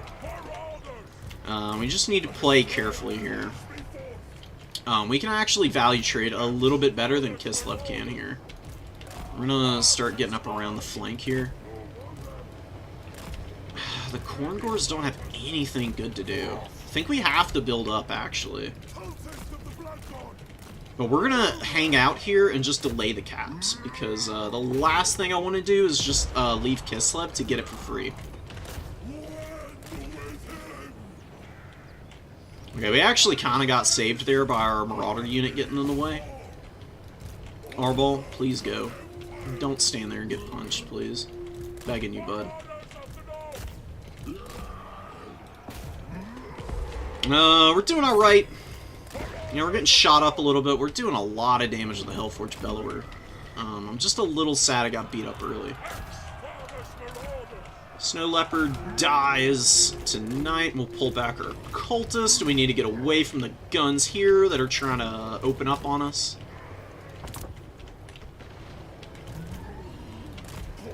What are we gonna do here? Like, what is the strategy, quite honestly? Griffin Legion got a really good charge. They're gonna come over here and just absolutely run our asses over. Hellforged Bellers is getting shot to pieces. We just need to go, I think. I'm taking way too long to take engagements, and I think I'm gonna fall behind real fast here. Which I cannot afford. God damn, dude. These, Ice Guard... Oh, the Ice Guard have the same range. I'm not used to playing with the Hellforged Bellowers. I think I'm probably just gonna lose it here. It's got an okay value, but we definitely need to press the back line here. Quickly, before we just get completely overwhelmed. Get in there, guys. Right, rush, pretty please. Let's get some Furies over the top and see what we can do. And the Hellforged Bellowers is gonna try and shoot the Void Knobs. Got this Snow Leopard coming in. Let's try and beat the crap out of it. What is going on with our boy here? What the hell happened to Arbol? Got the shit smacked out of him. Good grief.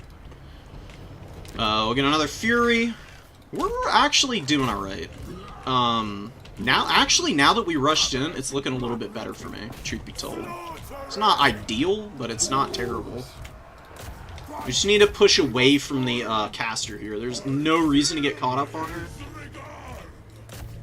I need Exalted Bloodletters to keep doing what they're doing. We're going to land on the Streltsy back here. We're going to just keep rushing in here. And Hellforged Bellers is going to open up here. And we'll get out of there. Oh, we got a nice little collapse there.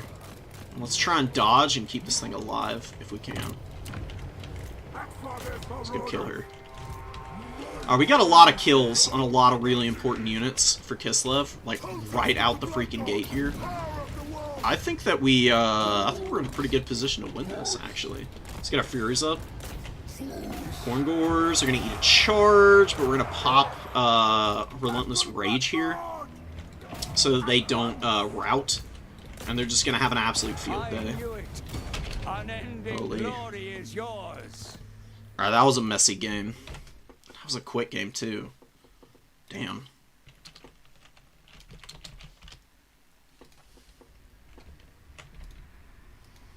The Exalted Bloodletters just got in for free out here on the edge. And they were just having a field day, dude. They were eating everything. And the Bellowers, I flubbed the micro on it a little bit. Still got 1800 value. That's kind of gross. It's a lot more balanced, but obviously if it's hitting shots, it's just gonna feast upon the souls of the poor mortal fools who are in front of it. Yeah, it was crazy.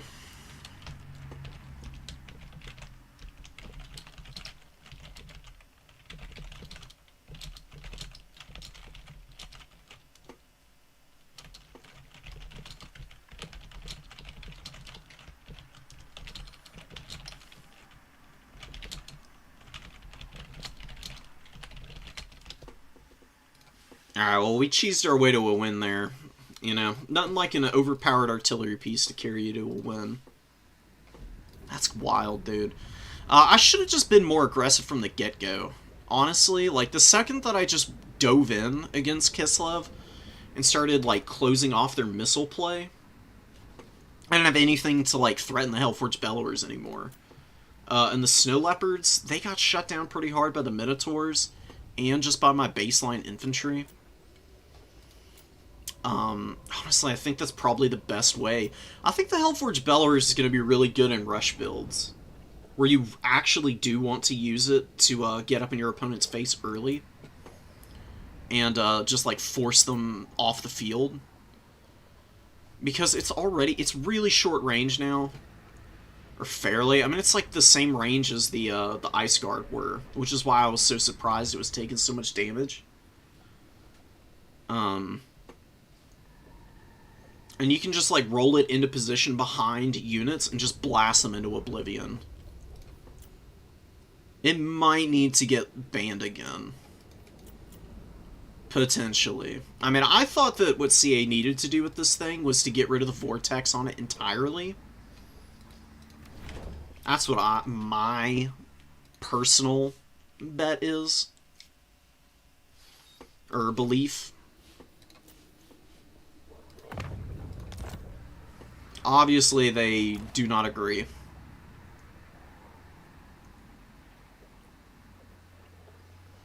Madness.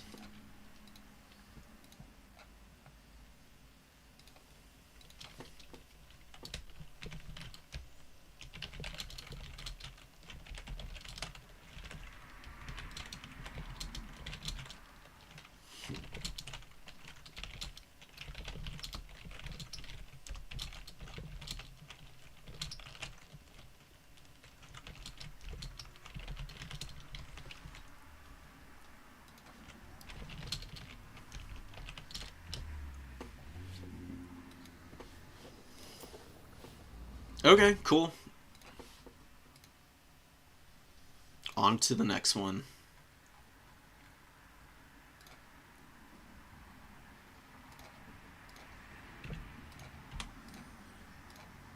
We're having a fairly unhinged tournament night.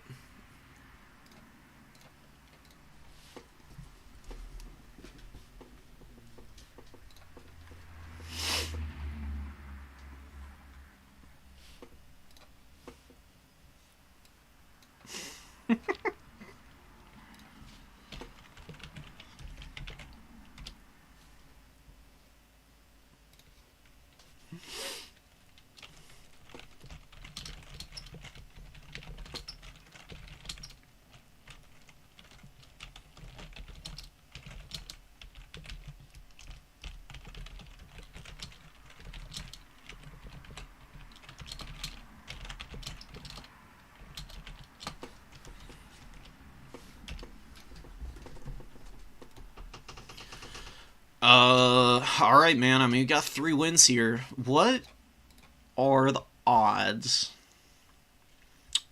Who are we gonna run into?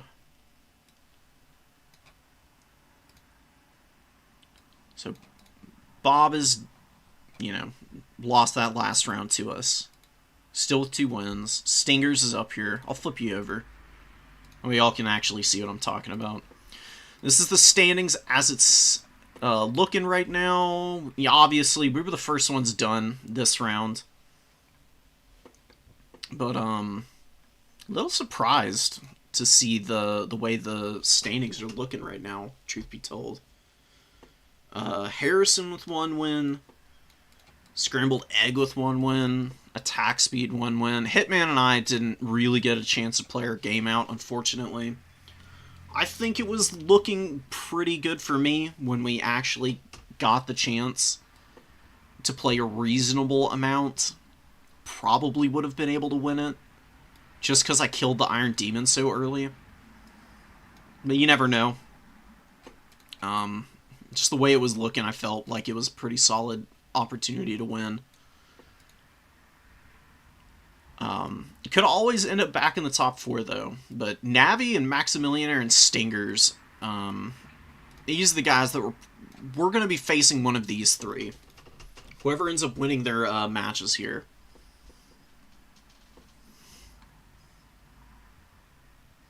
Navi and Hitman are playing this round. 2 Chaos Dowie players.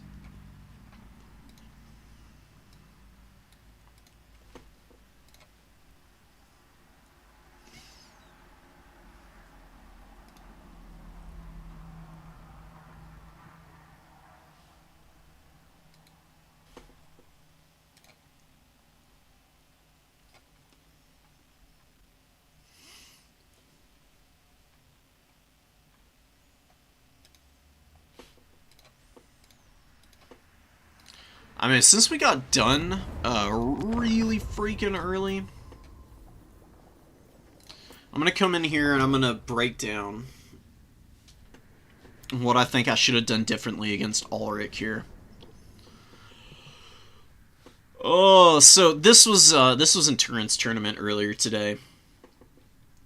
You know, we're going up against the Ogre Kingdoms. They've got their broken-ass Thunder Tusk here. They got Lead Belchers, very terrifying unit.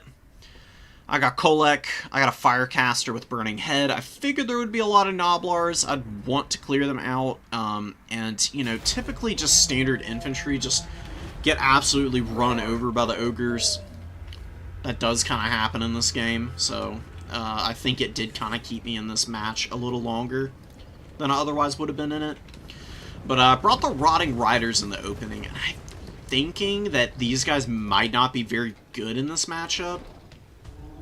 Either that, or, I really shouldn't have, you'll see. We're just moving up right now, you know. I'm getting up on top of the hill, sending Kolek to, be king of the castle. Love Kolek, he's so cool. Glad he got the leadership buff. He's, like, vaguely usable now. Probably not the best option for this matchup, but, you know, not terrible. I don't know how we lost 7 Marauders. I think that's the Harpoon, or the, you know, giant crossbow guy killing those models. CA said the damage output was significantly reduced, but I'm gonna call shenanigans on that. I don't think they did a damn thing. I think it's, this thing is crazy overtuned still. Kolek did get a nice smack on it. I mean, he actually, put a good dent into its HP. Almost 600 health lost. Lead Belchers wandering in, getting a little too close here. So the Marauders are actually getting a fairly decent charge off, but they get run over by the Thunder Tusk. And it immediately kills like 20 models, because of course it does. And now it's flattening the poor Aspiring Champions. I sent the Rotting Riders in, but its attack animations are so disruptive, it's just flying all over the place. We get a nice Burning Head here on some Pigback Riders. Take them down to half health. And the Piggyback Knights also get hit pretty damn hard. So I was feeling really nice about that Burning Head. But not being able to shut down this freaking Thunder Tusk is a big deal. And it's just walking away from me. Like, you can see the Rotting Riders are in front of it. Literally in front of this thing. With their, 1,500 mass and Kolek's here now. Kolek showing up, finally kind of locking it in place, but now there's a bunch of Pigback Riders underneath, and I'm forced to disengage, so that's a little unfortunate. It's got 700 value, too. Hellstriders charging some Gnoblars, and then In comes the Thunder Tusk, debuffing that speed, get him down to 40, which is just gross, dude. That's like Gnoblars. Kind of able to keep pace with their charge speed. They're actually like right up here next to me, and I have to try and peel for them.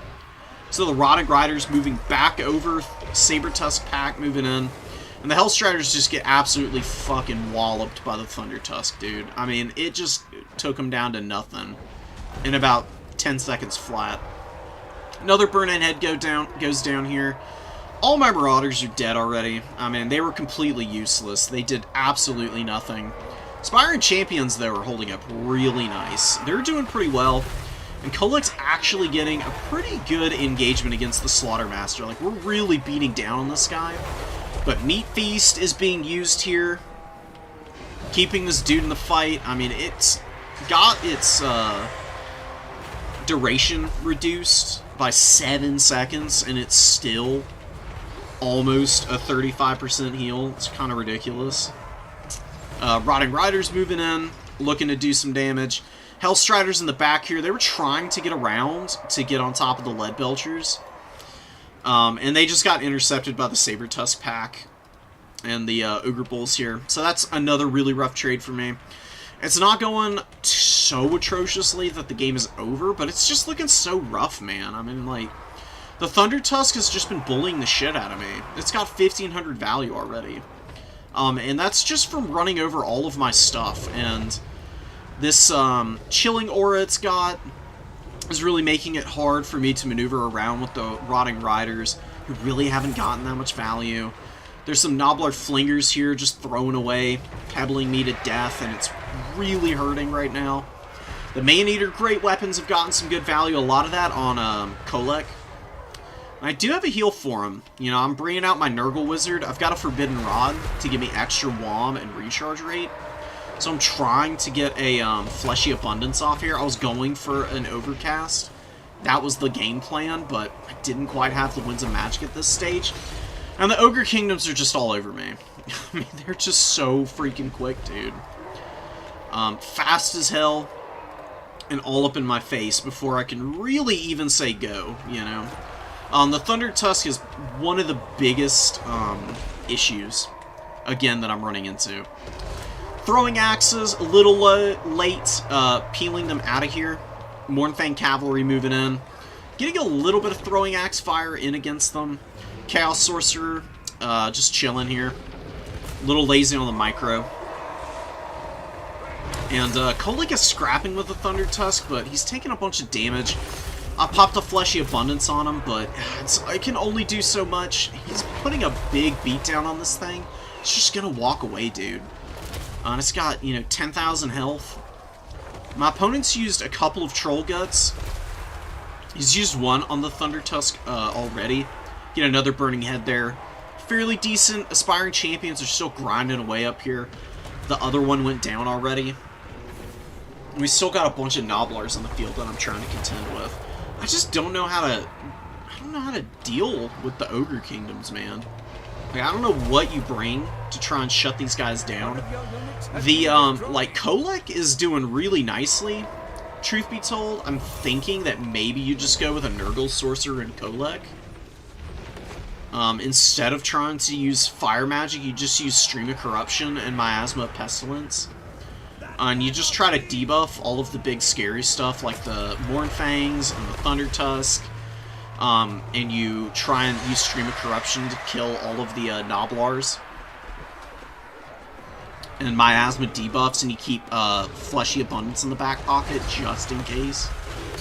Maybe you can bring a couple of not Burning Head, but a couple of Forbidden Rod casters, or just one of them on foot, so that they can just spam this, and then you can unsummon them and get more Winds of Magic, maybe. Trying to push the Hellstriders around, but the Thunder Tusk is in the way and just takes, like, you know, 10 models out, no problem. Gets another heal, a Meat Feast no less, so you can see how much it heals, man. I mean, literally, healing it up 400 or 300 at a time, which is just vile. Like, I don't know what you're supposed to do about that. Like, Ogres have such a good time when it comes to just blasting heals on repeat on cooldown. I got some halberds in here, but the Thunder Tusk, again, is just running everything over, and now Kolek is trying to fight it again. He's just so depleted, man. Like, he just doesn't have the sauce at this stage of the game. He's gotten so much value, and almost all of it is, like, fighting, just, like, rough targets. Like the Thunder Tusk, or the Man-Eaters. He did some damage to the Mournfang Cav and the Caster. He just can't kill anything. Like, it's impossible for me to finish anything off. And the Hellstriders just get folded up on the charge, dude. Like, going in against the, great weapons and the Crushers here. And the Halberds are just too slow to, make it anywhere in time. And Ulrich is just doing a really good job of kiting around. And you can see I got a value lead, and I have nothing on the field. This is Ogres in a nutshell, dude. I got some Marauders back here, and that's like it. They killed one Noblar. That's all they've managed to contribute this entire game. The Thunder Tusk, 2,900 value, 131 kills.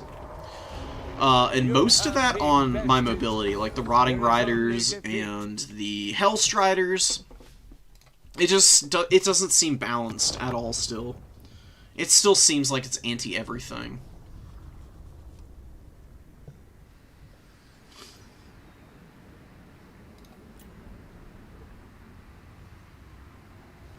Like, I don't know.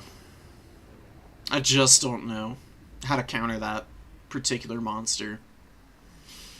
Forsaken were good. I think I'd just bring more Forsaken. I'd probably cut these Halberds. They were terrible. Kolek was good, but just bring a Nurgle caster to heal him up so he can just continue to take fights all game. And maybe just like max Aspiring Champions. Cut all the Marauders. Cut the Rotting Riders and put them in reserve. They're probably better once the momentum of the Ogre Kingdoms has worn off, and they're a little bit thinner on the Noblar front.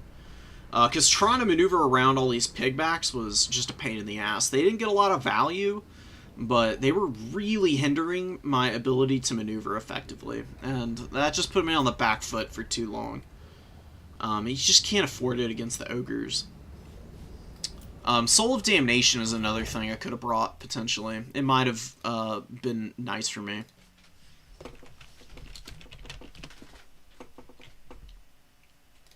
Alright, we got our next opponent. Perfect timing.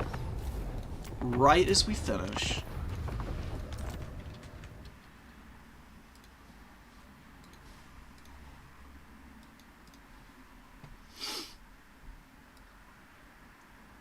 Do you think Heartseekers and Seekers will be unbanned? I mean, probably they'll be unbanned, but they're gonna get banned again. I can pretty much guarantee it. 100 gold is not enough. This is a good patch. It fixed a lot of things, and it did even out some of the stronger factions. I do think it leaves a little bit to be desired, truth be told.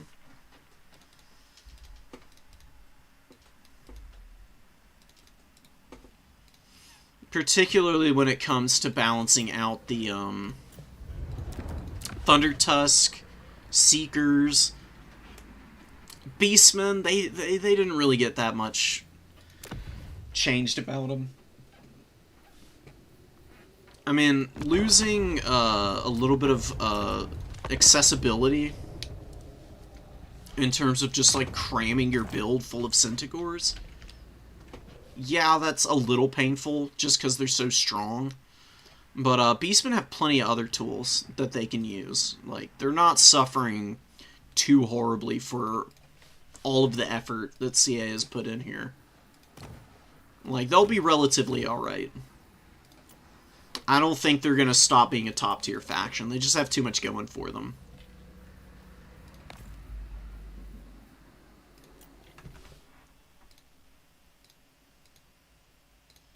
Okay, so no Celestial Lake. We just played Itza.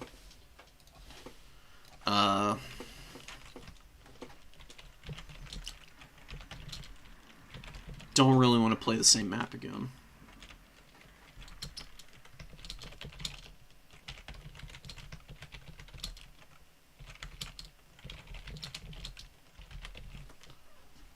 Alright, what? Although, maybe... I don't know, dude. Do we play for fun, or do we play to win? Because I think, honestly, Road to Talabheim is probably a worse map for the Beastmen than it is for, the Wood Elves. Truthfully, I really do think that. I think Battle for Itzum might be a better bet if we want to go for an actual dub here. Is that what I'm going to do?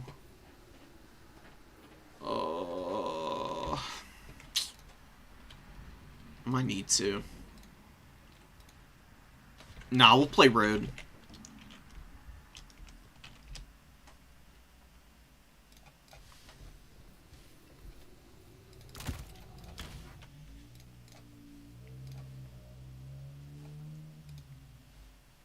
Alright. And... I'll take y'all to the standings right now. This is what it looks like. Wait, what? So nobody else has 3 wins? What the hell? How is that possible? Oh, okay. Yeah, Maxi does have the 3 wins. Alright, that makes sense.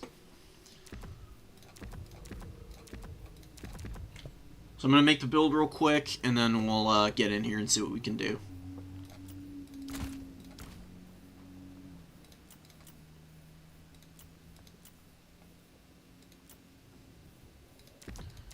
I mean, this should be fairly good for us.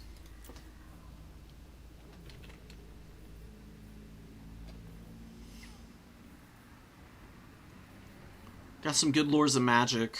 We can definitely put the Wood Elves through their paces at the very least. Even if we don't just completely obliterate them. I actually think that we've got some fairly compelling stuff here to throw out at them. Do I want to bring these guys here? Probably not. Yeah, probably not. They're just going to get ranged. They'll die. And that'll be really miserable. We'll get rid of this guy, too.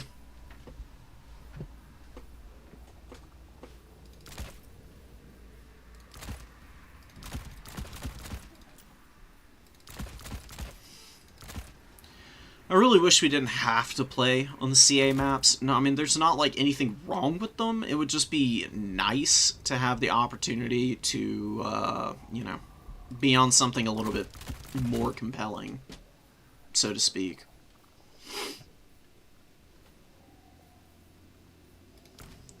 What do we bring for the rest of our build here?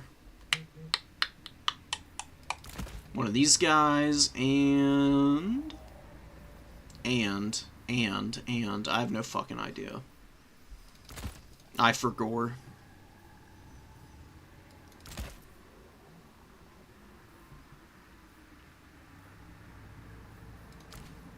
Damn, we're 50 gold off. No way. Please.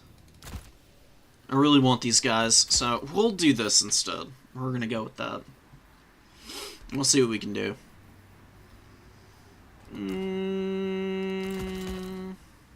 Sure.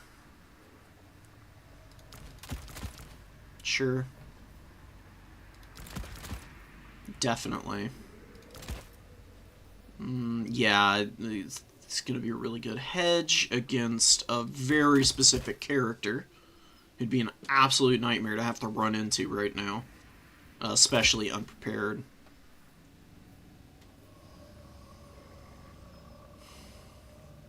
Is there anything else I need here?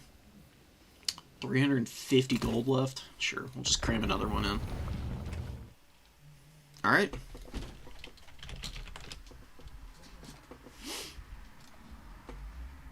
Let's do it. Some more Beastman Sweat. Let's see what happens. We've had an undefeated streak with them today.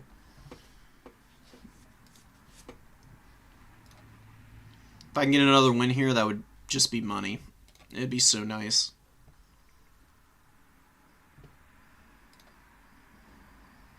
So Hitman and Stingers are the ones to look out for, I think, for top 4.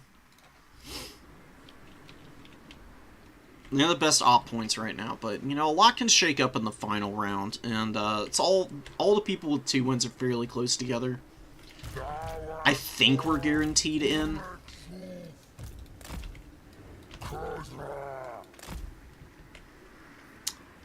Oh, you know. Oh, yeah, baby. Oh, we're doing it.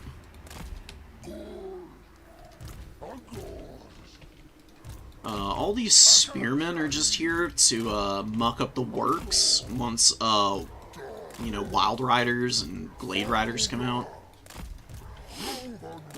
Zangors are my main front line. I'm gonna keep these guys in the forest. Are they not hidden? What the hell, dude? Come on, CA, please. With the forests. Why are they always like this? Can't hide. Can't do nothing.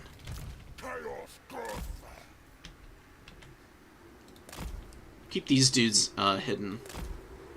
Or not. They are just visible. Get up over here.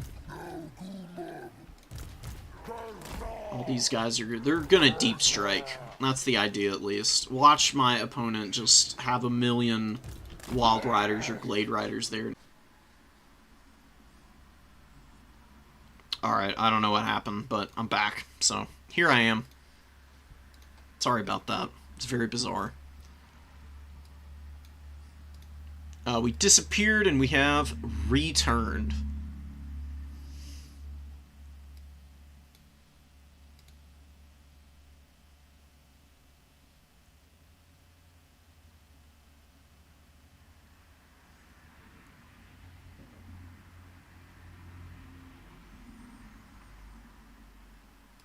Wait, what the hell?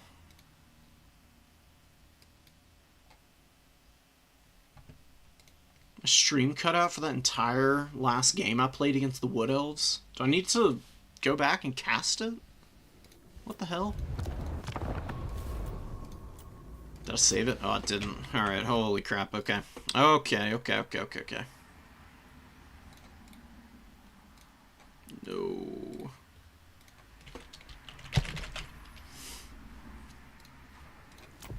There we go. Proper naming convention. I don't know what happened. I guess the stream crashed out and I didn't notice until just now. That sucks, dude. Oh my god. We just had an absolute slobber knocker of a game, too.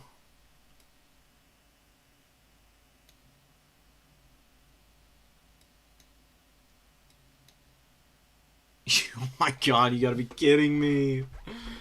I'll cast that last game I just played. I just noticed that OBS crashed on me. And I'm just now getting back into it. So literally I got the first 10 seconds of that game. And you missed out on an absolute BS brawl of epic proportions. I ended up clutching it out at the end, but it was not easy. Maximillionaire's build was pretty sick. I'll get to it as soon as I can. But, we will have semis in just a minute, so I don't think I have time right now. Damn, no I don't. Okay. RIP. I'm gonna have to put a lot of disclaimers in the description. And put some timestamps for when shit's actually happening.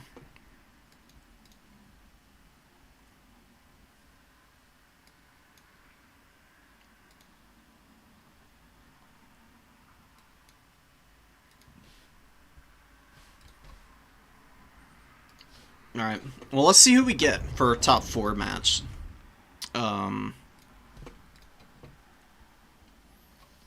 see Maximillionaire and I chatting about the game afterwards.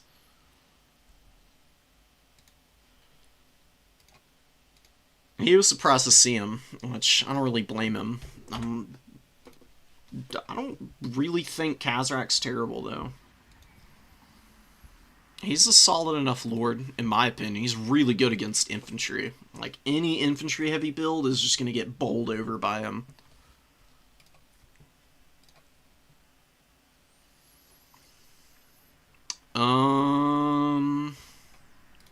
What's going on in the tournament chat? Hello? Hello?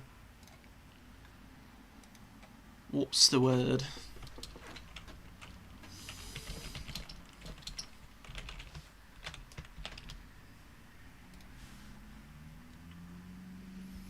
So what is going to be going on with the top 4 is we're playing Khorne first, and then we're doing Beastmen after that. So we'll see how it is. Shouldn't be too big of a deal, though. Fairly confident in both of those factions. They're my 2 strongest. And I'm undefeated with Beastmen on the new patch. Proving that they didn't get changed at all, hardly. They're still pretty busted. Yeah, okay, let's see if me and Hippo can actually play our game this time, though. Kept D-seeking last time around.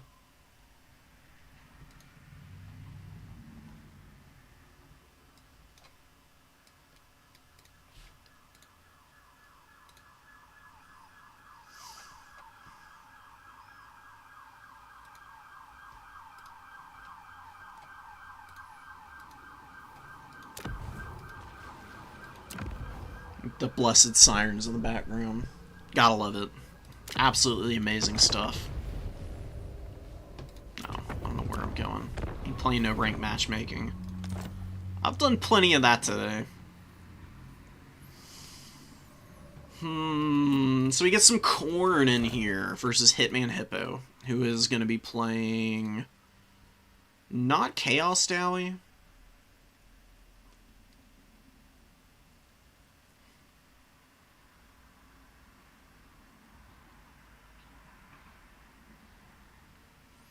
God, Ogre Kingdoms? Are you fucking kidding me? We're gonna get run over by Ogre Kingdoms, guys. Get ready. Oh, it's gonna be great. Don't worry about it. Don't worry about it. I'm not stressed. You are. Well, it was a good run while it lasted. I'm afraid that our run is gonna end here if we see a Thunder Tusk. Because it's still very broken.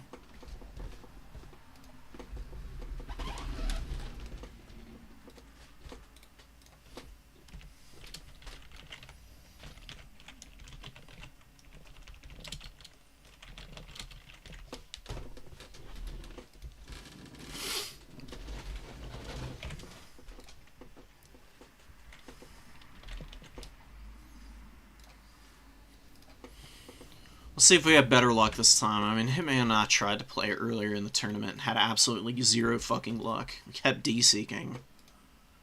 We had to roll a dice for a win, and I got it, but at what cost? At what cost? It didn't feel very good. Now we're playing him on freaking Ogre Kingdoms. Into Khorne. Khorne can scrap with Ogres a little bit. It is a brutal matchup, though, honestly, in my opinion. Especially with the Thunder Tusk being the way it is. I'm not excited. Like, Valkia is just going to get trampled, so we may need to go big or go home.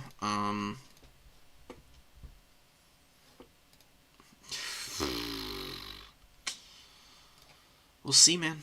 We'll freaking see.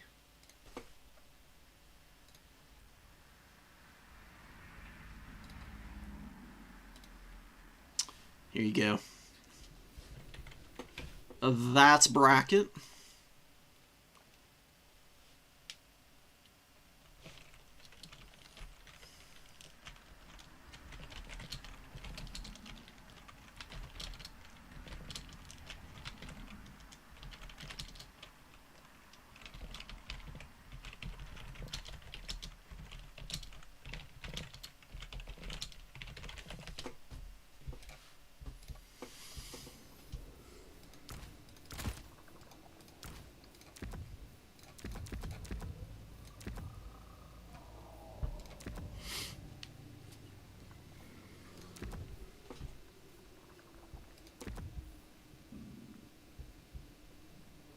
do you do against the frickin' Ogre Kingdoms, dog? Holy crap.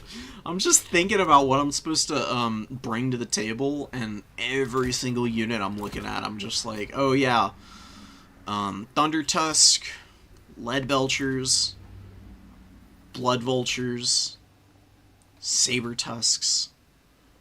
Literally everything I have is counterable by some chicanery that the Ogre Kingdoms can bring to the table. But whatever.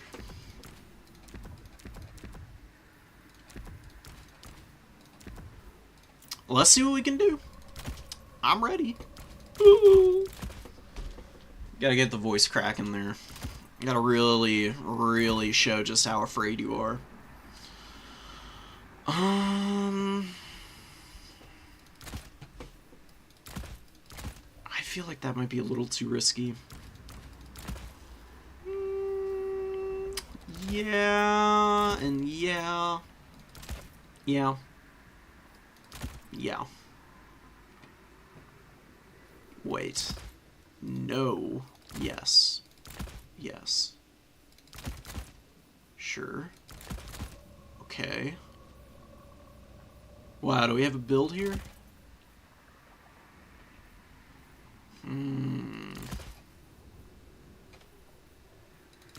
We got something here. I don't know if it's a winning strategy.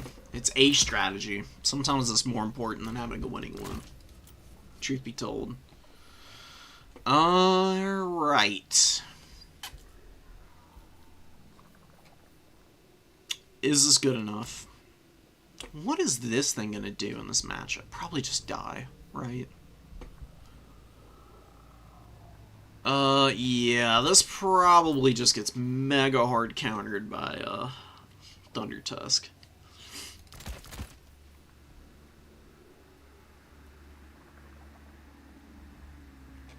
Alright. So, Lake is banned. Play Itza, I guess. Great map variety. Tons to choose from. We'll play Itza.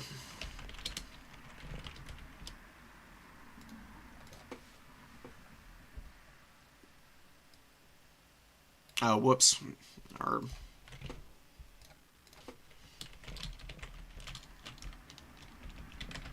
road, rather.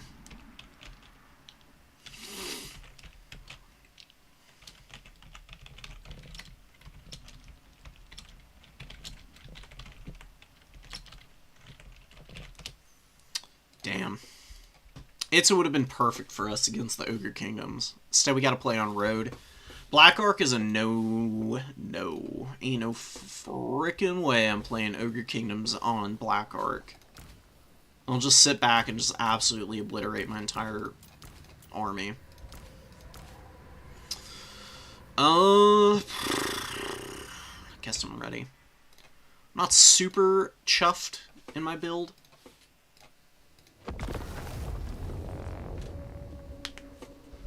It's better than nothing, though. Maybe it has some teeth. Maybe.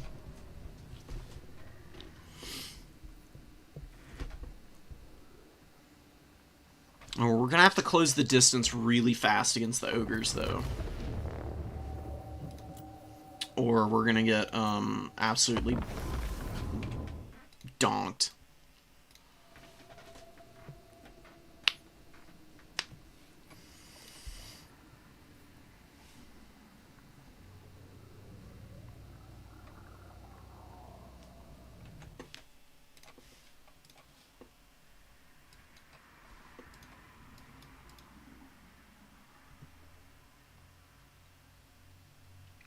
Thank you for checking out the stream, guys. If we don't win this match, then I'll do a cast of the Wood Elf game that I played in the final round.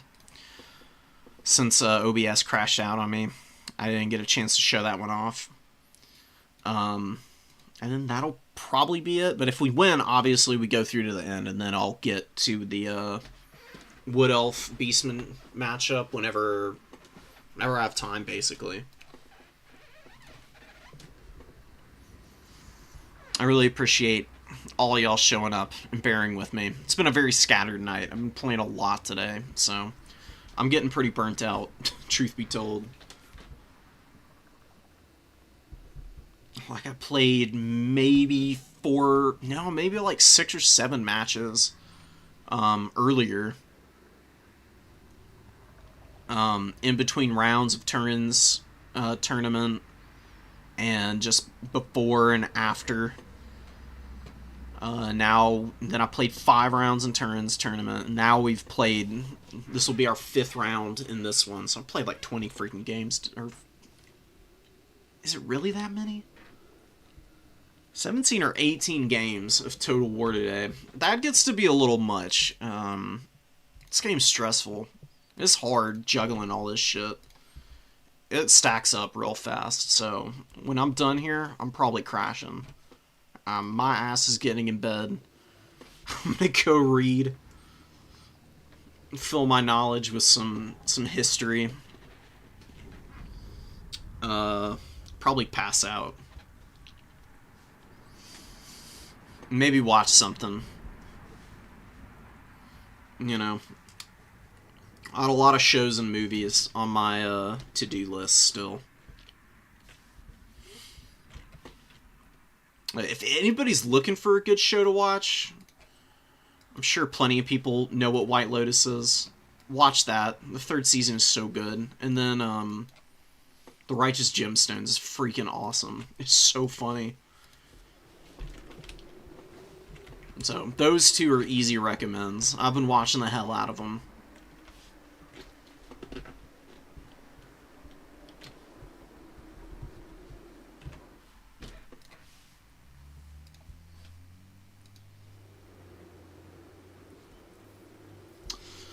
You know, this map isn't really bad, honestly, for going up against the ogres, because you do have a lot of avenues of approach. When I get to the Wood Elf game that I played to get into the semis here, I'll talk about how to approach advancing on road, because it's really well balanced. It's a very open map, so shooting is really strong here. But the forests here on the side of the map are absolutely your best friends, because really what it does is it basically opens up this entire side of the map to become a position of strength for your melee units if you're going up against a ranged faction. Like, if the ogres are gonna like turtle up over here and try and just like cover these 2 points, which is probably what they'll do.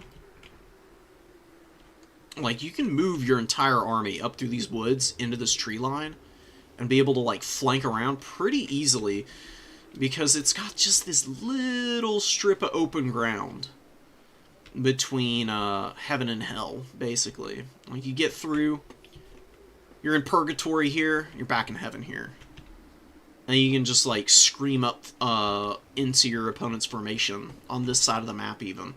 And you can kind of do the same thing over here, because you got this whole tree line to get into the backfield. So then if your opponent wants to position and just have their entire formation on the middle ground, they've still got to worry about a complete pincer between these 2 tree lines, with more forces potentially coming up out of the woods on either side. So there's some really nice opportunities for full surrounds here.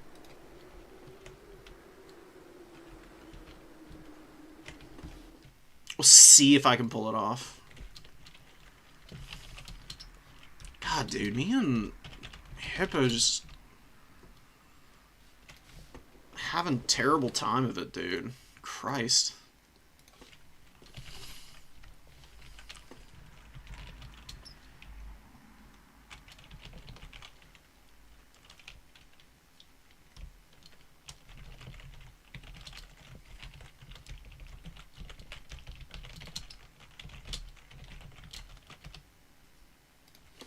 Alright, Hitman and I we're just agreeing to do a different map, because we think that we're desyncing because of CA shenanigans, like the lobbies and the maps and I don't even know what. So freaking ridiculous.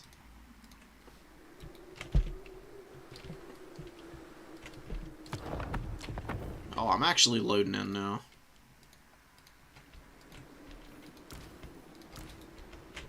Fuck. This game, dude. Please, CA, fix your lobbies, bro. Someone come get these lobbies, take them home, brush their teeth, give them a nice warm bath, put them down in bed, and then, you know, stick a garden hose into the back of your car and pour carbon monoxide into the house and get rid of these damn things. Then we can start all over again, because this is ridiculous. Oh my god. Oh yeah, we just literally just got out of that lobby.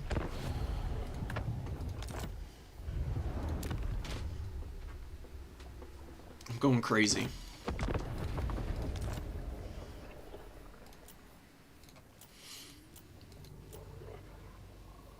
Dude, Bordello. I don't know why people throw so much shade at Bordello Landing. Like, CA's version is honestly pretty good. I don't think it's as good, but it's solid. It's better than all the other maps they made. Silver Spire. Oh my god, dude. I don't know who else was around for Warhammer 3 launch before we had all the community maps. I swear Silver Spire was where I played like half of my matches. Because Ranked Matchmaking just loves this map for some ungodly reason. It is a hellscape here. I played one of the earlier tournaments for Warhammer 3 when Turn was launching Total Tavern. I played a game against Void Laws here. And Void basically just threw infantry into every single one of the gaps on the map here. And then I couldn't break through or do anything. Because I'd just be running into a solid wall of Slaaneshi infantry. It was absolute misery. And that was also back in the day when Hellstriders were beyond broken. Like, so insane. They would like get triple their value, and they were cheaper than they are now, even, which was even wild. It's so wild to me. And CA has never really figured out how to balance Slaanesh. Truly. I mean, they've been busted and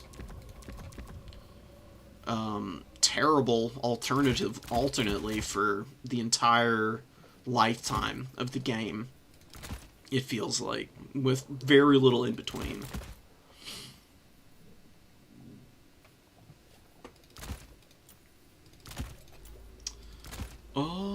Another Minotaur? Probably not. Yeah, I think not. I don't want to get Foe Seeker. Can't give them chevrons. Get the Furies chevrons. Why not? Furies are the thing that can value trade the best for you in this matchup, so maybe we can juice them up enough to get them to where they can do something. We just gotta make our build real quick.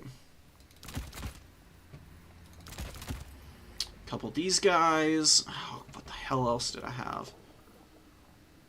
It's 3 Furies. 3 Furies is way too many. It's gonna be terrible if I bring more.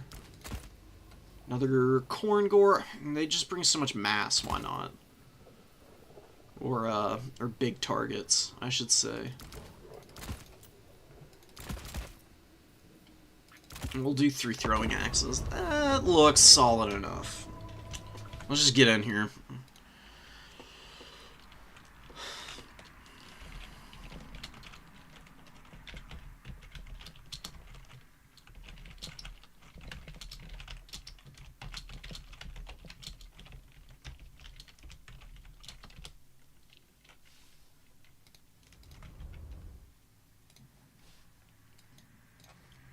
Alright, we're getting back in here. You have a soft spot for Silver Spire. Oh my god, that's so gross. Yeah, that's a good counts map for sure, Max. I can see why. That's brutal, though. Oh my god, dude. That's the last place that I would want to go into counts on. That was a really good Nurgle map, too. Like, I think the map, like, the factions on launch that benefited the most from Silver Spire, and the way it was designed, I think, was Nurgle, Slaanesh, maybe even Ogre Kingdoms. Ogre Kingdoms had good shooting. They had Iron Blaster cheese, and they had big, you know, stone horns. Stone horns could just bulldoze through onto the points no matter what, anyways. So there were definitely some shenanigans they could pull off there. Pretty rough for all the other factions. Like Khorne, that was the absolute shittiest map to end up on. You could not do anything. Like, your infantry were slower than almost every other faction. Nurgle was the only one that was slower, but Nurgle had healing. And Khorne was just so haggard on launch. They could not do anything. They were pretty useless. It was very sad. But they're better now, you know? They took their medicine, and they're actually fairly capable. Alright.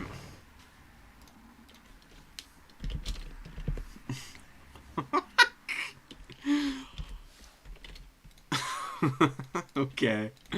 That sounds good, Hippo. Honest to God. He's saying we can 1v1 in another game. if we can't do it in this game, we'll just find something else that we can do it in. 1v1 me in an Insurgency Sandstorm. Coward. Holy crap.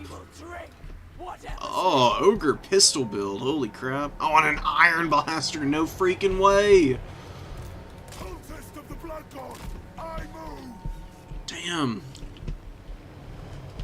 What's he shooting at? Actually hit anything? Nah, I didn't hit anything. Holy crap. Okay, well, we're gonna Iron Blaster it, I guess. This is a crazy build. This was the last thing I expected to run into. We're just gonna sit in the forest for a minute. Although, honestly, throwing our Marauders in isn't a bad idea, truth be told. Okay, oh man. Alright, let's just avoid that. We'll keep these guys back for a moment. We'll get our Marauders running out a little bit, and see where we can go from there. See if Valkia can do anything. I don't want to take too long, because we're just going to get a bunch of Pigback Riders and other Garbo coming out of the spawn otherwise. And my first summon is going to be Skull Crushers, because, you know, I wanted to do something fun. So let's just get our cultists in. We got some Khorngors getting into combat here, which is nice. We're going to get down the hill. We're just going to keep the pressure on. Like, we've got pretty strong characters here, and a fair amount of pressure. So I think we can keep the Ogre Kingdoms back a little bit and chew through their infantry some. Okay, so here come the Pigback Knights. Let's keep our Flesh Hounds away from them. And we'll go over here, actually. Let's bully these Gnoblar Flingers on the flank for a minute. Look at these guys. Got our Khorngors. Need to be going in and not faffing about. So they're not going to get anything done otherwise. Probably need to do something about this damn Iron Blaster. So we folded those guys up, which is nice. We're going to get our other Minotaur in here in a sec. Let's get our Khorngors going. This is an interesting Ogre build. Is it going to work, though? That's the question. It's not going too hot for Hitman right off the bat here. That's for sure. I mean, it's not terrible, but it certainly could be going a lot better right now. That's going to be a disgusting Sleipnir. Oh my god. Oh. Oh, it's beautiful. That is what you want to see when you cast ability. That just folded up a whole bunch of his stuff right there. The Furies are just going to chase all those guys off. We need to bring something out up here. Bring this guy out. And these are the piggyback knights. Go get them. And yeah, we're losing a little bit of stuff over here, but we can just keep flooding in, I think. We got up in the forest here, which is kind of nice. Honestly, the cultists can have a pretty good time in here. Just grinding down the powder guts and stuff. These guys got out. We're gonna go over here. We're gonna keep chasing. We're gonna get up on these guys. Iron Blaster's slapping me up a little bit. Ow. Let's get the surround on this thing. It is really vulnerable right now. Okay. Oh, and my Furies, I completely fucking forgot about them. Holy crap. Don't forget about your Furies, guys. They're very important. Alright, let's just pop this here. And summon a Bloodletter here. Yeah. And summon a Bloodletter here. Oh, and there's the Slaughtermaster. So Valky's gonna kill the Slaughtermaster. Because why not? I mean, there's nothing to stop me from killing the Slaughtermaster. We're losing a little momentum here, but it's not too terrible. You know, I mean, with like, having the Ogre Kingdoms pushed up in their spawn right now is pretty awesome. And we're just gonna clean up all their chaff that's running away right now. While we bring, we need a Minotaur out because we did lose one. This is such a bizarre game, dude. I have no freaking clue what's going on here. This does not feel like how Hippo normally plays. This is a little baffling, truth be told. Not expecting to be doing this well. Let's get in there, and I mean, we used all our summons, but that's not that big of a deal, I guess. Valkia, what is here? Oh, some Nobbler Flingers. Sure, we'll just do that, just for the little mouths. We'll get through, keep pushing, keep attacking, have absolutely no chill and no let up. If you let up on the Ogre Kingdoms, they can come back on you pretty hard. But I think we've got them so stuffed back that I really don't think they're going to be able to find a way back into this game, truth be told. This is looking really grim. The Maneater pistols were definitely a choice. It's just not working out, man. I'll pop that there. Valkia is just going to keep killing the Slaughtermaster, bro. We got some horsemen rallying, we got some Minotaurs coming up. We're just like going for full aggression, like we are not going to stop for anything. Like there's no reason to, you know? If you've got enough of an advantage to keep your opponent pinned up, there's no reason to leave them any opportunity to grind back into the match by letting them out of their spawn point. Like just keep going in on them. Like, that is my philosophy here, is just, why not? Like, just full YOLO. And we actually kind of are killing the caster. We'll send our Cav in to intercept these Saber-Tusk packs, because if we kill the caster here, it's basically fully game over for Ogre Kingdoms. We'll send the Khorngors over here. We got these guys moving in over here. Folding this position up. Oh my god. Sure. Alright. It's a messy ass game.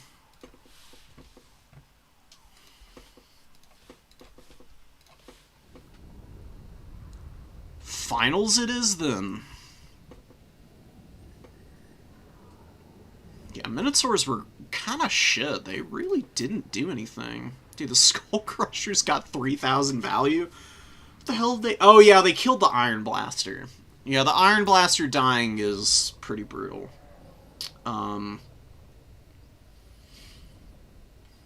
Honestly, good guy Hitman not bringing a Thunder Tusk. That would have been the easy win. Like, it would have been an easy win with a Thunder Tusk. I fully believe that. It would have easily run over these cultists. It could have flattened my Khorngors. would have probably pushed off my Furies and Hounds. And I would have just been able to run rampant in and out of the Skull Crushers. There's nothing that can stop a Thunder Tusk. It's such a dumb unit. Looking at the Thunder Tusk, I think that what CA really needs to do, more than anything, more than even debuffing or nerfing this thing's damage output, why does it have 7,500 freaking mass? Who did this? Like, I know that the Stonehorns have it, but the Stonehorns are like a dedicated melee monster. If this thing had like 5,000, I think that would be a good place to start, because 7,500 is kind of bananas. I don't know who...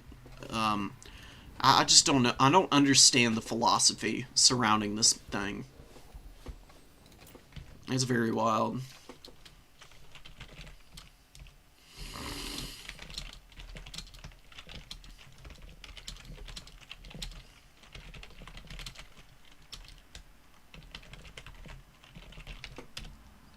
Yeah, I gotta give Hitman his kudos. Thank you for not bringing a Thunder Tusk and giving me a chance.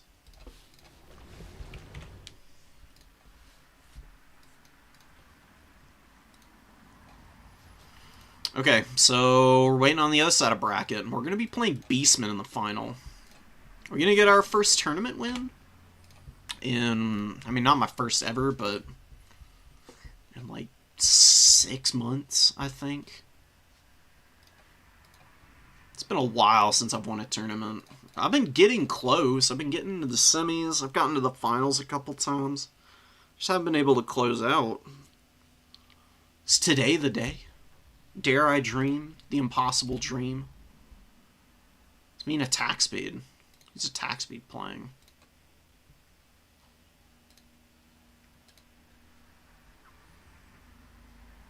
Beastman. We're gonna be playing Bretonnia.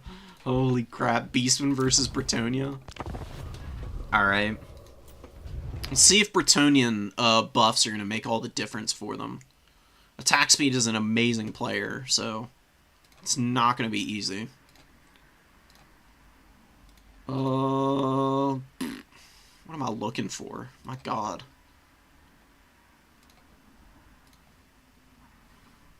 Bretonia's really starting to drop again. It's disappointing. Poor guys. No Beastman matchups yet. But, going back to last season... Bretonnia versus Beastman. Absolutely abysmal win rate against Beastman. So, alright, we'll see. We'll see. I mean, we've got tons of tools as Beastman to counter the, cavalry.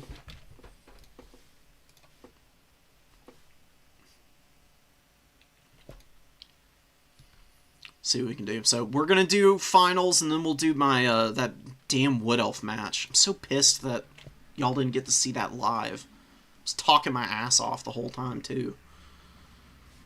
I was, like, raving at one point, foaming at the mouth and everything. It would have been prime content. Alright.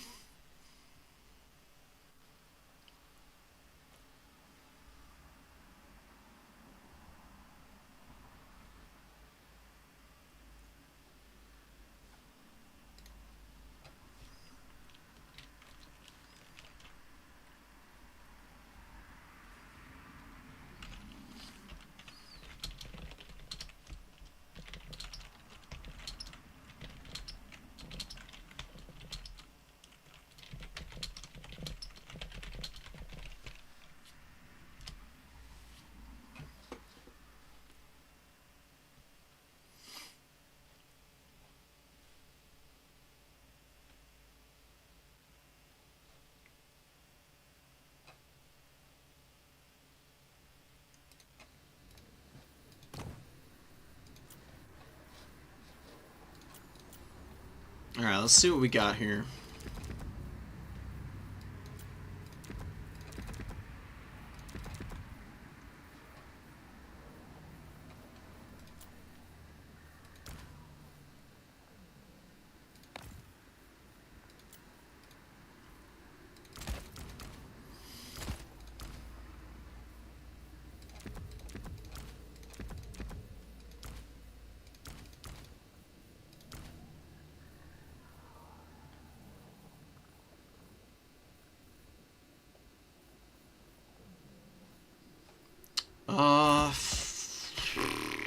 I'll bring it against Bretonnia. I'm gonna need a minute to figure this out.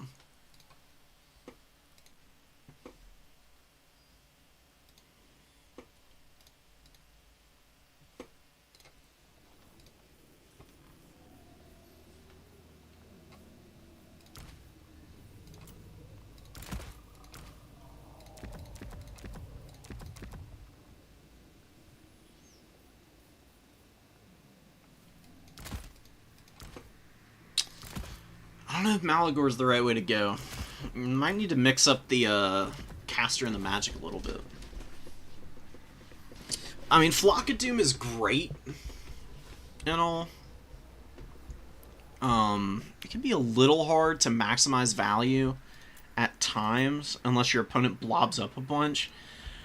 Bretonnian players have been going for a lot more aerial stuff that I've been noticing lately, which is giving me a little bit of pause.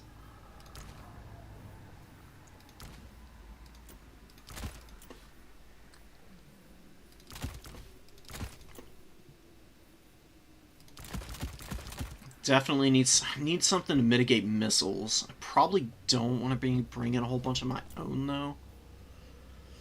I don't know if chariots are going to be that good here. So how do we break the front line? Oh. I think it's time.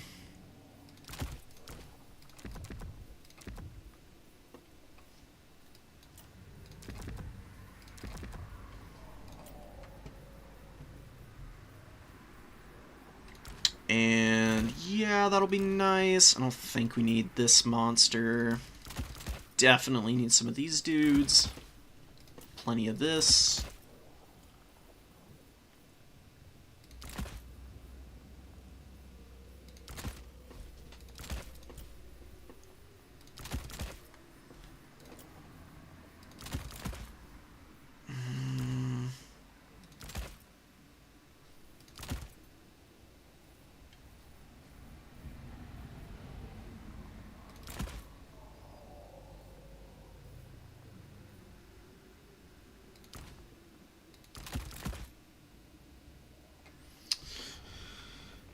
I mean, clean spends on the B-spin are a little bit harder now.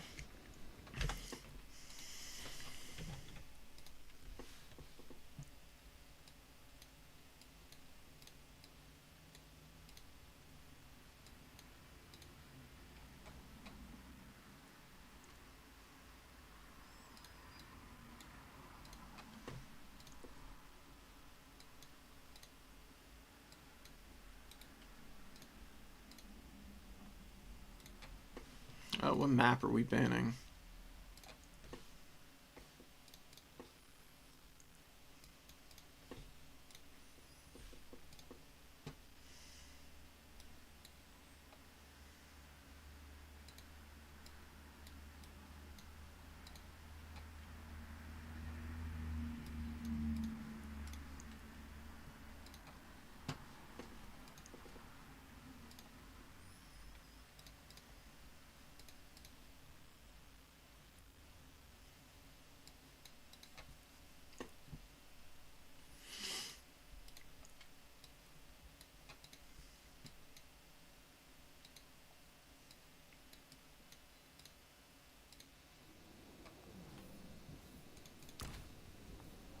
What map are we banning? I have no freaking idea. Probably Gates.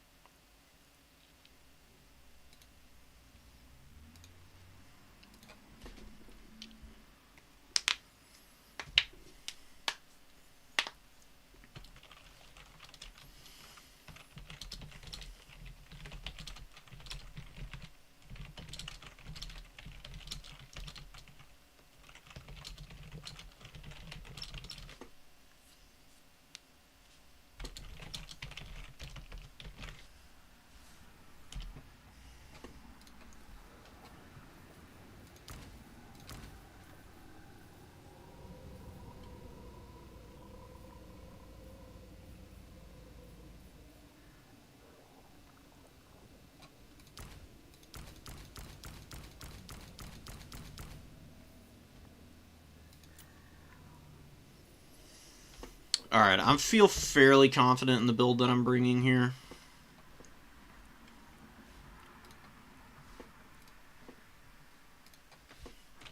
We're playing Itza again.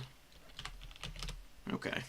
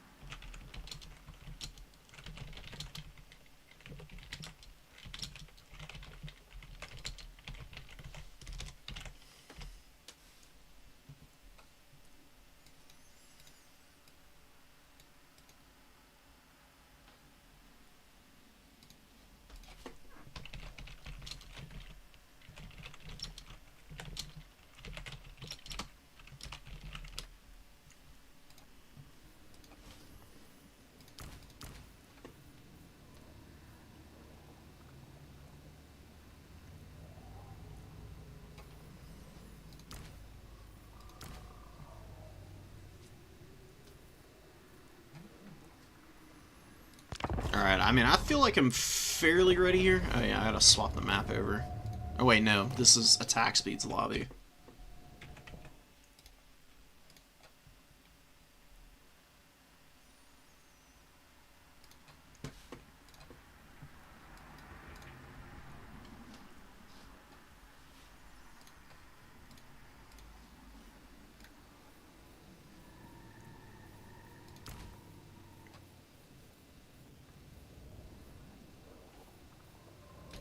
Alright. Hit up attack speed real quick.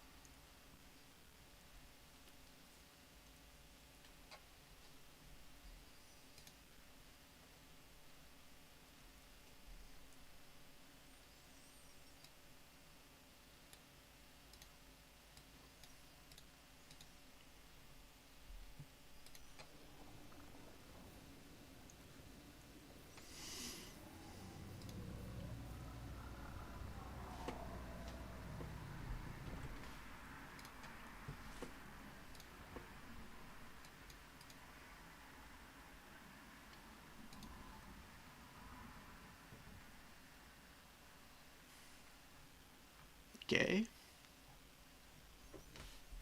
Alright, we're just waiting on attack speed.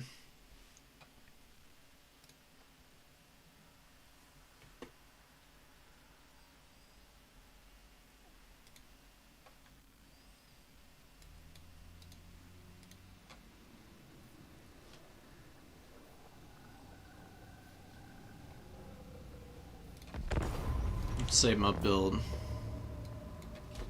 I need to do it now because last time I joined into Hitman's lobby, I had to rebuild it from memory, and I have the memory of a freaking rodent. Oh god, hold on.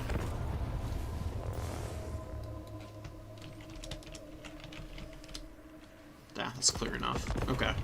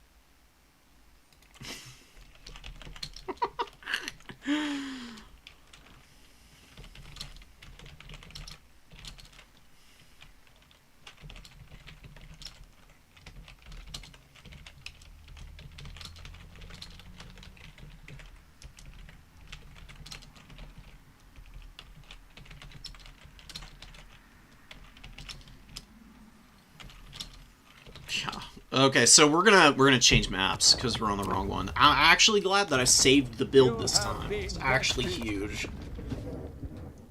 Now we don't accidentally switch it up on my opponent. Okay, this is definitely not something that my build is good against, but so be it. It is what it is.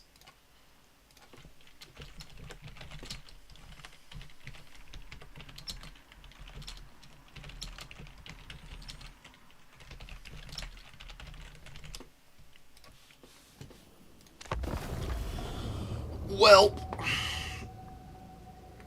we'll see what we can do. I'm a little worried. Morsleep is, definitely not got anything to throw at. But I brought it mostly for the snare, so maybe it's okay. We'll just have to see, man. This could get pretty brutal pretty fast.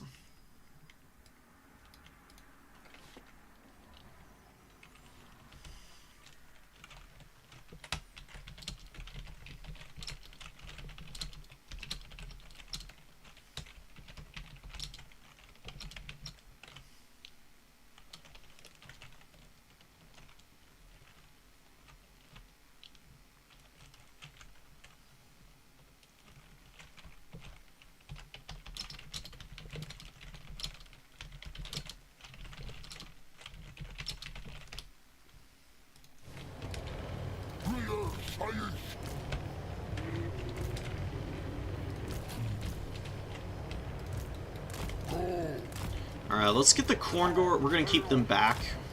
We'll just get all our spears up in the front row. We got the Destroyers of Drakwold here. They're surprisingly sticky for an Ungor unit. That's why they're here.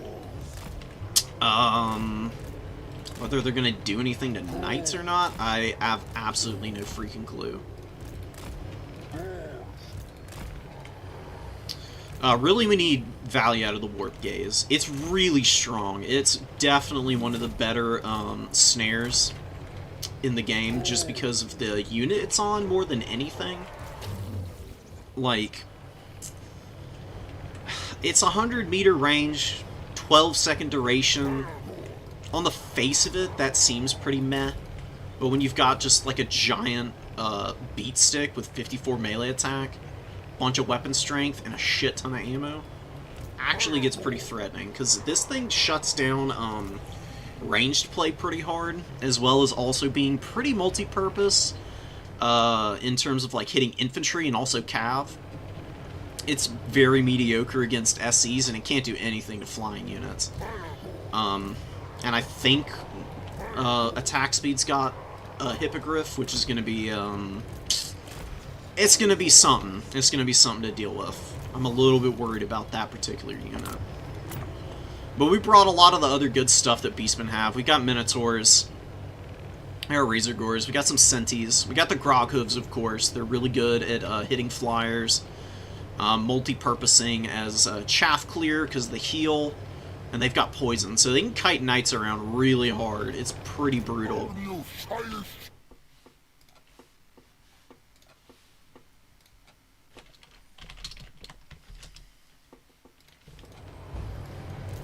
Alright, let's see if we can win this. Or if we just get absolutely bounced here.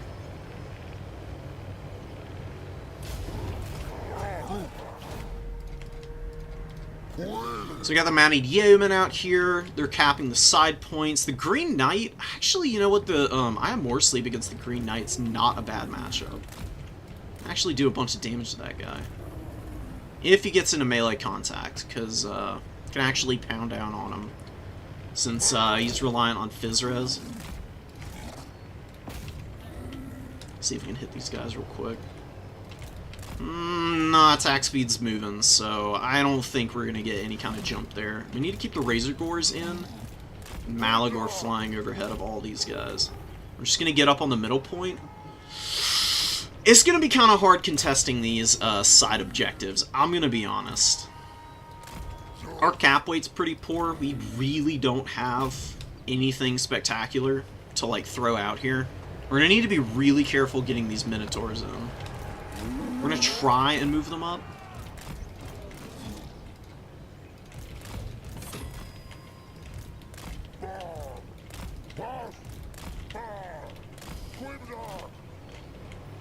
We're gonna escort our boys in.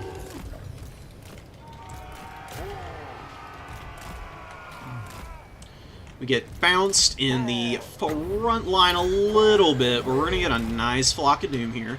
It's really nice.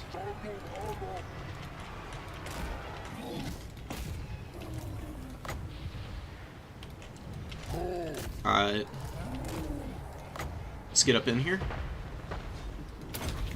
We're gonna snare now. Okay, we didn't catch these guys. We got Centaurs right here, though. Maybe they can get them. What's going on here? It's not going too great. Not ideal, for sure. A Spearman coming up. We're getting a little poke in there, but it's really nothing to be too excited about. Start trying to clean up some of these peasants. See if we can get around and get on top of these guys. Push in a little bit. Let's hit the Spearman some. This is not going well. This is starting off really poorly, I think. Killed some of the peasant mob. We've got some Knights of the Realm incoming. That's what I'm more worried about, honestly. The Corngors have been pretty mediocre. They've gotten a little damage in. We got these guys going in. We're gonna get after the Fey Enchantress here, maybe. She actually hurt herself pretty badly here. Let's get in with the Corngors. See what we can do to get on these Hippo Knights. Alright, we just need to stay the hell away from these Knights of the Realm. They're the last thing that I want to tangle with currently.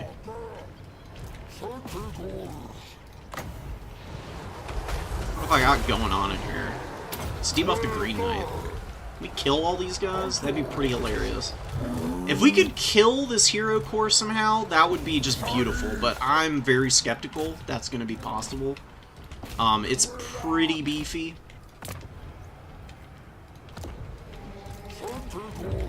Oh, that was a beautiful comet, dude. Holy crap, that absolutely hammered me. That was pretty sick. I'm gonna give it up to attack speed for that one. He's getting a huge collapse on me, which I'm really worried about. This is not good. Not looking good at all. Yeah, we'll get him here. Go after these guys. Did we win any decisive engagements here? Not really. We're gonna net these guys, just keep them out of the fight for a second longer. I mean, the Eye of Moorsleeve's just not gonna carry its weight here. I'm honestly wondering why I thought it was gonna be a good idea. I really should have expected better. Or, expected something totally different here. Because, you know, Bretonnia's just getting fat value healing all this stuff up. And, man, the Eye is just getting absolutely bullied right now. Oh my god. Brutal. Ooh. This hurts, dude. We got a chase off here of a pretty expensive unit, which is nice, but Malagor needs to get the hell out of here. He does not need to be sitting in this fight currently. It's a really bad spot for him. Come on, please chase that guy. Like, actually chase that guy off, though. That's what I really need. Yeah, we lost our expensive unit. Favor of the Fae is going down. I think we were cooked. My build was just not it, man. I thought maybe the snares I could get a little more value out of, but this is just too clean of a Bretonnian build. Like, attack speed's all over this, man. Like, this is exactly what you would want if you were trying to counter a big monster. Take it back. Ouch. I got so many freaking Bretonnians after me. Run, please. Oh my god. Ouch. Yeah, I lost my whole formation in the middle there. Is there any way to get back in this game? Signs point to no, considering I'm letting my stuff get caught here. Let's see what the Mounted Yeoman can do.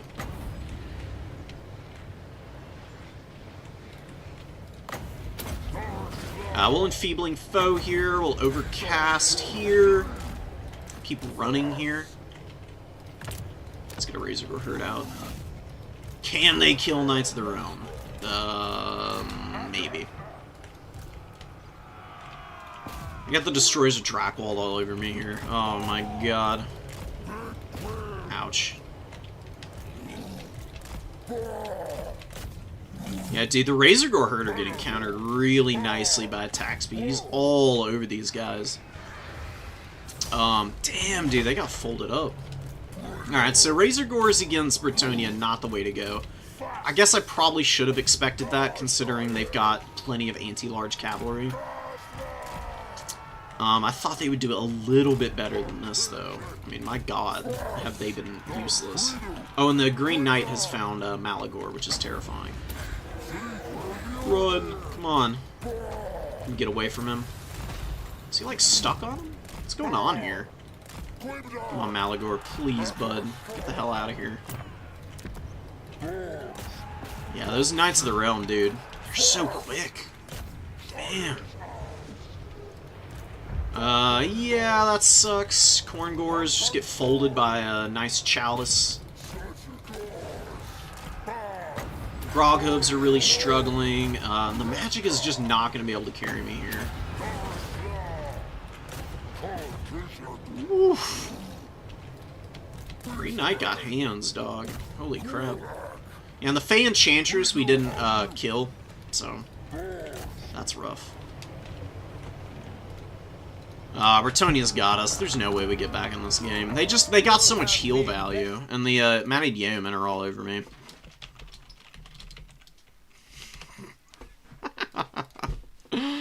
Ah, dude.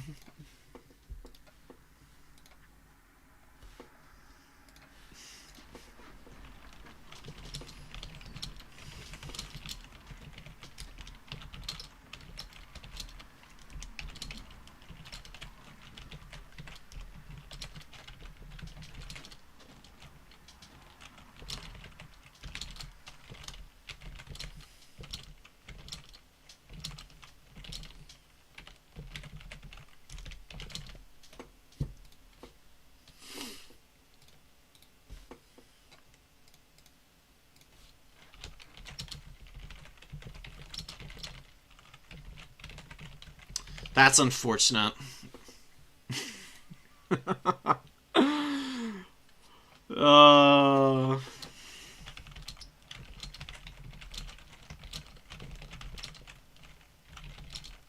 need to stop bringing the big, ridiculous monsters.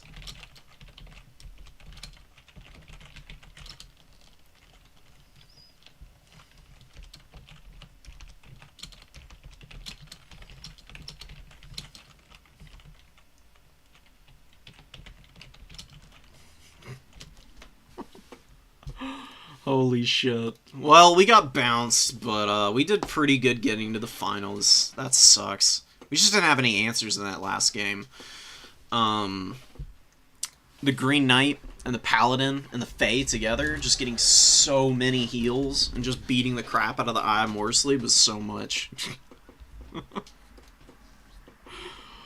Oh, man.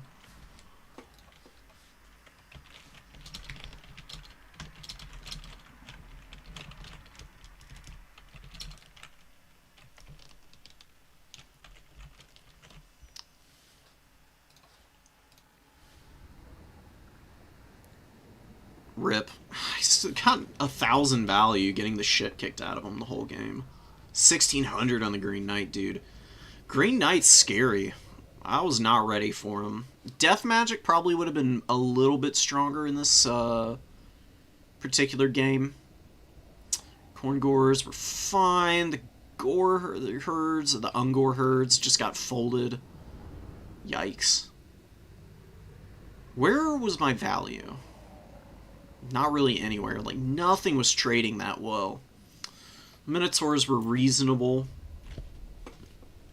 It was just getting forced into a blob fight because of my build and what my opponent brought that hurt so bad. Because, you know, the Eye of Morrslieb is strong at countering ranged. I was thinking there might be a bow line. That's why I brought this guy.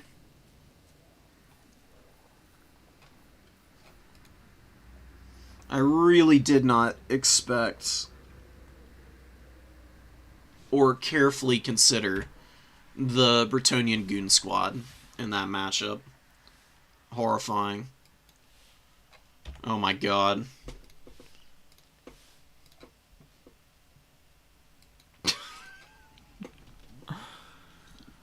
Oh. I'm sorry, guys. I'm losing it tonight. I'm struggling. My brain is absolutely fried from all the tourney games I've been playing in. Let's replay it real quick so that y'all can get an actual view of what the hell happened. I'm gonna have to put so many timestamps in this freaking video so people don't waste their time. So...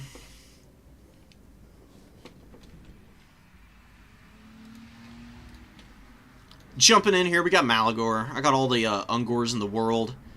2 Khorngors, some Razorgors, a Chaos Spawn, and the Eye. Probably a little too much to, probably a little too much cheap mass, truth be told. So, we're just moving up. I got all my guys in a big old block. I was thinking I could force Bretonnia in.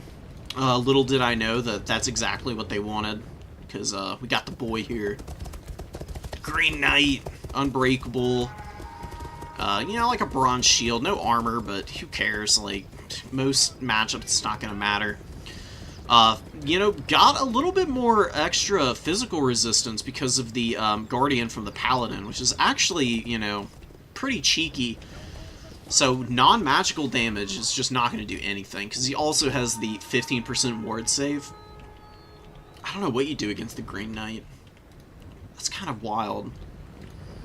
Like, none of your lords have magic damage as the Beastman either. And you don't have any real access to it in any other form. I throwing a rock in. Misses absolutely spectacularly. So I get no damage or value that way. I'm bringing in the Minotaurs, as I was saying. Got the Razorgors kind of scooting in. Trying to protect them. I want to get them into my formation. That way we can maybe scrap a little bit. But, you know, Bretonnia, they get in. Got the Fey Enchantress, the Green Knight, and the Paladin here. Fey Enchantress actually gets hit by a rock. I didn't notice that. She's got the Miss going. And then we get rear charged by the Hippogriffs, and that's just going to absolutely ruin these poor Destroyers of Drakwold.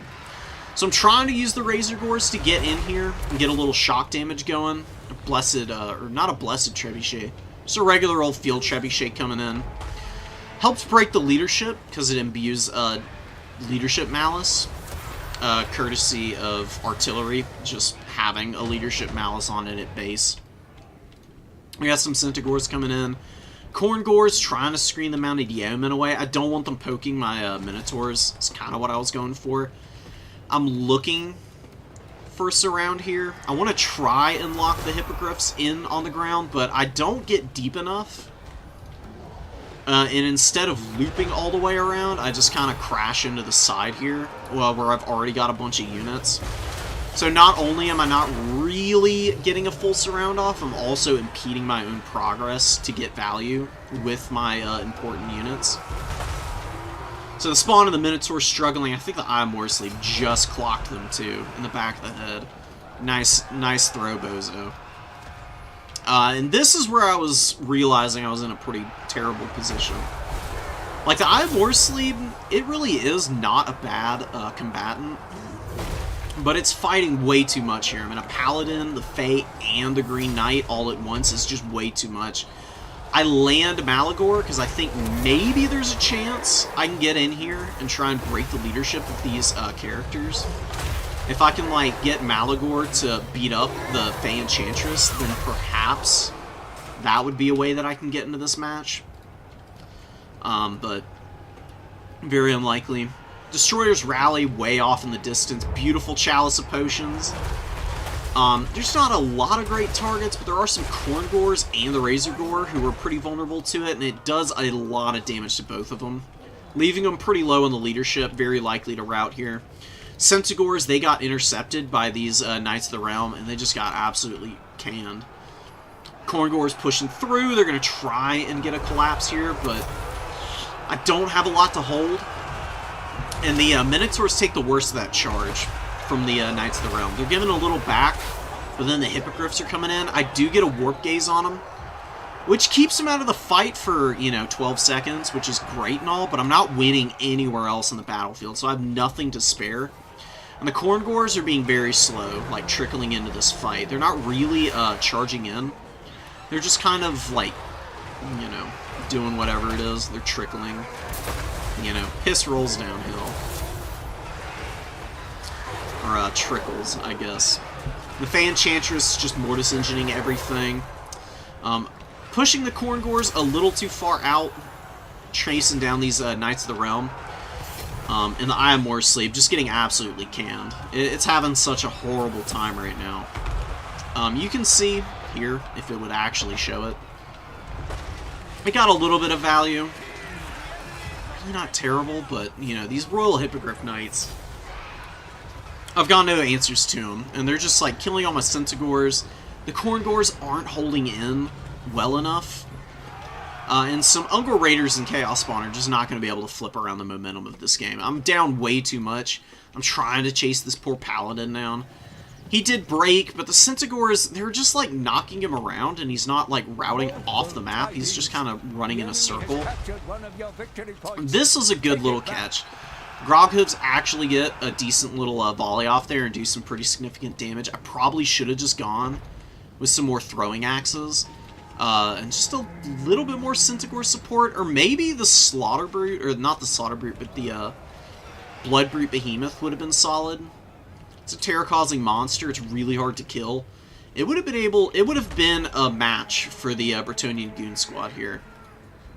But yeah, I'm just like on the back foot. Like, not really a lot of ways back into this game either. Like, Bretonnia's gotten so many heals. They have just been popping Earthblood. Like perks. So they're sauced to the gills right now, and I'm looking real feeble. Nice Flock of Doom. Malagor does kind of blow himself up a little bit, though, casting it, which is really rough. My Razorgore's in here. A little bit slow on the reaction. Like, the Knights of the Realm are here, and the Razorgores, I'm trying to charge onto the wrong target. And they just get caught up, and they're getting obliterated by the Knights of the Realm here. Like, the perfect counter unit. And the Razorgores could trade well into them. The issue is that they didn't get their charge off, and they're super reliant on that charge bonus for their value trading. These ones here, they actually do get a charge off, and you can see they're actually getting a little bit of decent damage in there. The Centaurs are struggling, though. I'm trying to get them through, but they get intercepted. And just way too scattered of a fight for me. Don't have anything rallying here either, except for these Khorngors who are trying to figure out what they're doing.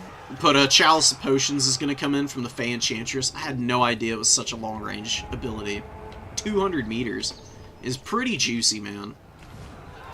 Very decent range on it. And more Knights of the Realm come in. They get on top of the Groghooves. They start taking a bunch of casualties. Khorngor is getting a little bit of a decent engagement here with a nice Flock of Doom over the top to chip away at that HP total. Not really going to make enough of a difference. You know, the Razorgores get terror-ratted. They're not ITP. They don't have Primal Fury or anything. So the Green Knight just proved to be an absolute menace for me right now. While the Sentis here, they get into the Knights of the Realm. It's still not a great fight, and they get terror-ratted also. And that was just it. I mean, I didn't have any units on the field worth talking about. And Bretonnia's got all the points, so it was pretty much over.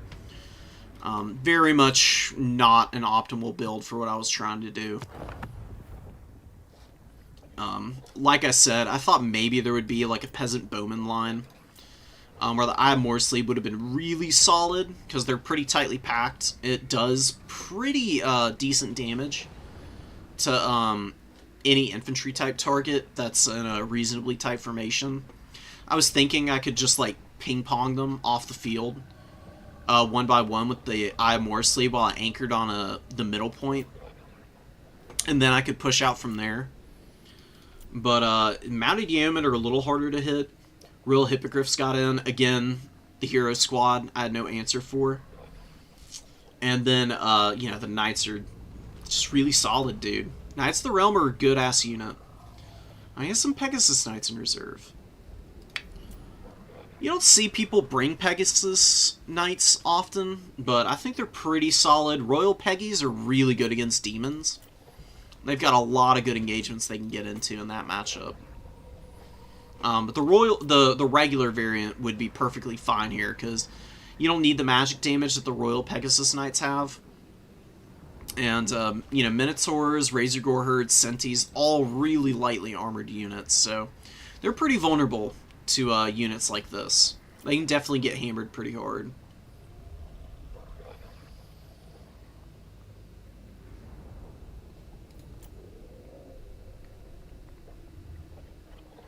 So that's our finals game there.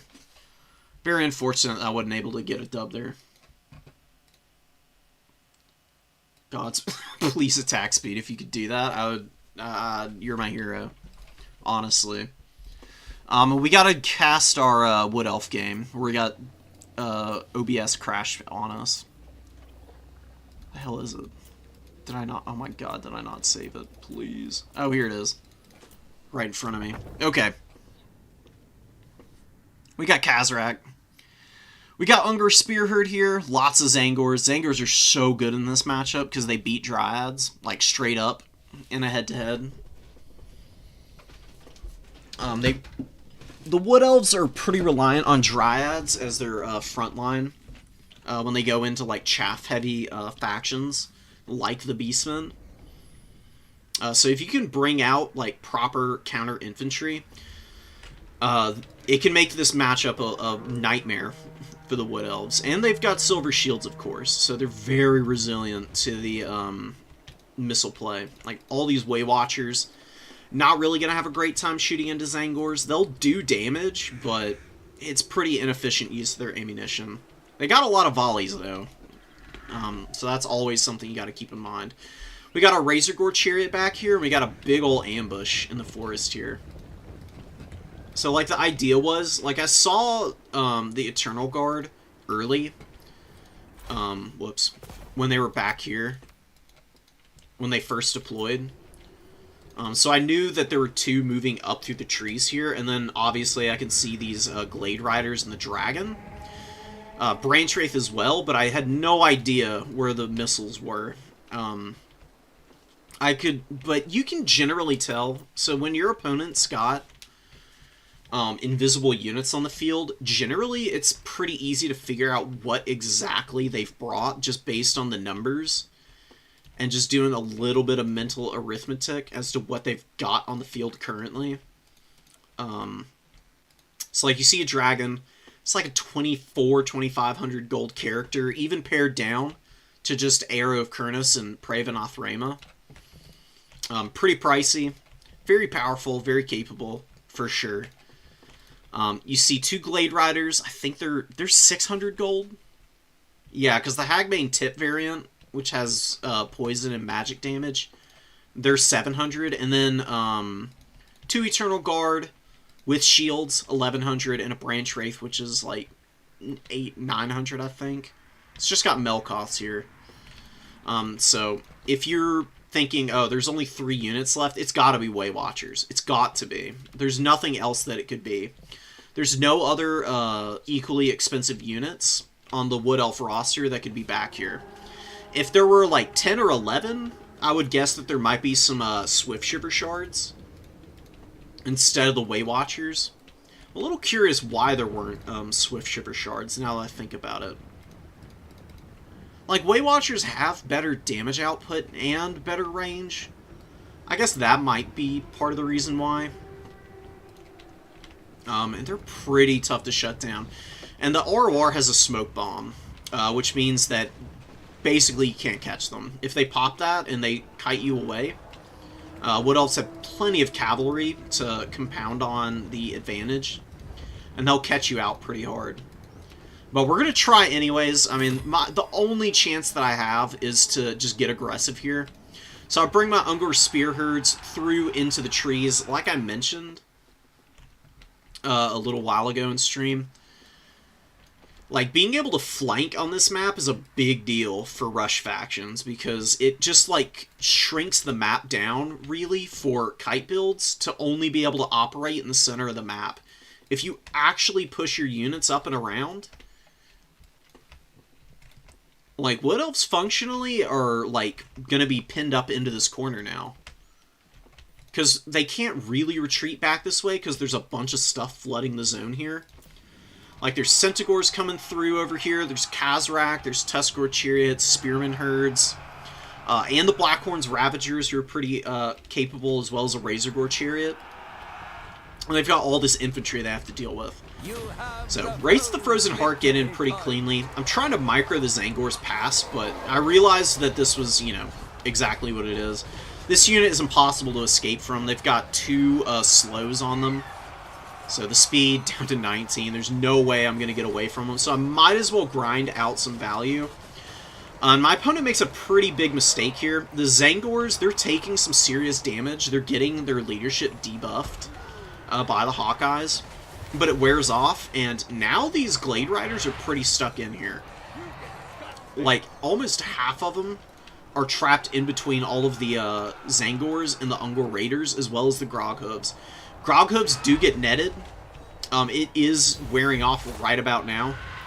And I've got my own Centaurs getting in. They get a lot of damage on one of these Way Watchers, but Khazrak and the Tuscarora doing what they can, but they get intercepted by these Glade Riders.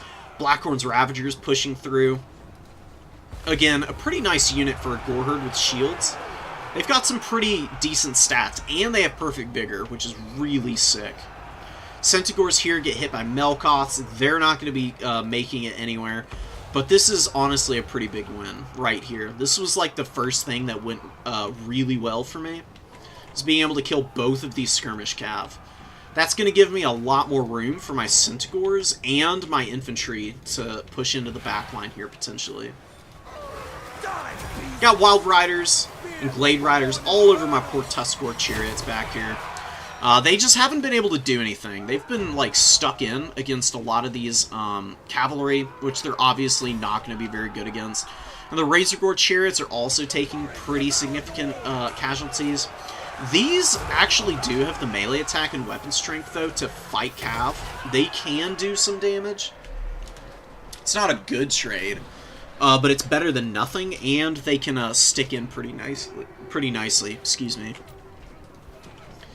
Groghooves, they do die back here, unfortunately. They just got absolutely wrecked by Glade Riders and the Way Watchers. They get their leadership broken, and because they're so close to the edge of the map, they just ran off immediately, which really sucked. They had 31 models left. They would have been really nice to have to, you know, like, heal up and come back in the late game and potentially provide me some value.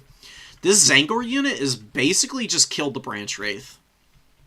I haven't gotten to really talk about a lot of the trades back here, but they've been going alright for me. I mean, these Eternal Guard are, like, on death's bed, and they've been fighting a bunch of spears, for the most part. Not a lot of cap weight available for the Wood Elves. Like, all their cap weight is in the form of the Way Watchers. They've got infantry levels. But if they're running for their lives back here constantly, there's, you know, no opportunity for the Wood Elves to get up here.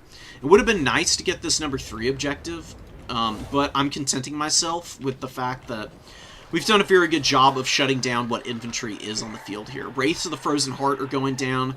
We've got some fairly healthy Zangors on the field still.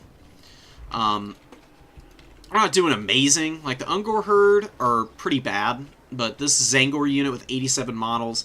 We got a full health one back here. They've just been chilling. Razorgore's moving up. We get our caster, the Shadow's Magic in, casting a Melkoths on the Glade Riders. Khazrak and the Razorgores trying to run over these Way Watchers, but another Prey of Anathema coming down from Max. Doing a really good job of shutting down my Lord right now.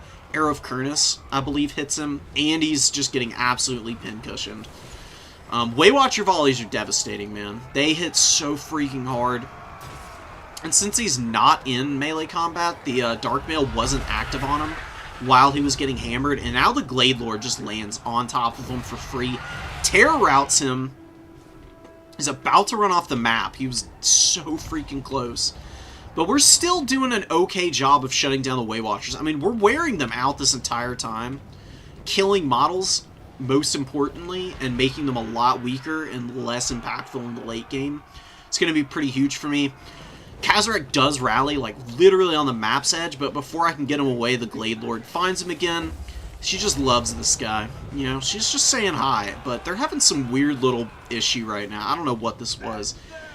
It worked out really nicely for me in the game because she should have killed Kazarak by now. My leadership would be falling apart otherwise, and I'd be in a really bad way. But we do get a good engagement with the Razorgore herd. I kind of get a fat collapse on these Glade Riders and push them back. We've still got Hawkeyes of Drakira who are fairly healthy. We need to deal with these guys.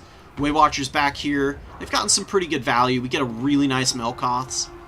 It's pretty solid on infantry or missile units. Just because they're fairly low model count and they don't have a ton of HP. It's actually a pretty perfect spell for those guys. And then the Razorgore herd rampaging around. They get in, they get some serious damage on these guys, but then they get distracted by the Glade Lord. I actually surround her and do some pretty significant damage to her. Like, if these things are able to get surrounds off and they get fairly decent trades, they can be very, very strong for the Beastmen. I really love them. Still trying to, like, maximize their potential and figure them out fully. But I'm fairly happy with how I've done with them through most of the tournaments that I've been bringing them. Some very tattered Zangor is going to be moving forward, looking to just stuff back some units. All of my Ungor Spear herd here running away. The Razorgores rally. They're pretty low, as well as my Shaman. And I'm trying to keep my Shaman out of range now. Like, I don't have enough tools to shut down these Way Watchers right now. I'm going to be able to get more Sentis out eventually. I've got one somewhere around here. Oh, here it is. Literally right in front of my face. Just chilling, looking for an opportunity to get a attack in. They've been wearing down the Eternal Guard here and doing a pretty good job, as well as this Dryad unit. They were really hammering them with some cycle charging. Getting a lot of value for me. And this is a really sneaky summon. I thought my Bray Shaman was hidden enough in the trees here, but the Glade Riders just find him. Like, they come right out of the spawn and just jump on him immediately, and they put him right back into routing. I really need the magic. Not having it right now is just terrible for me.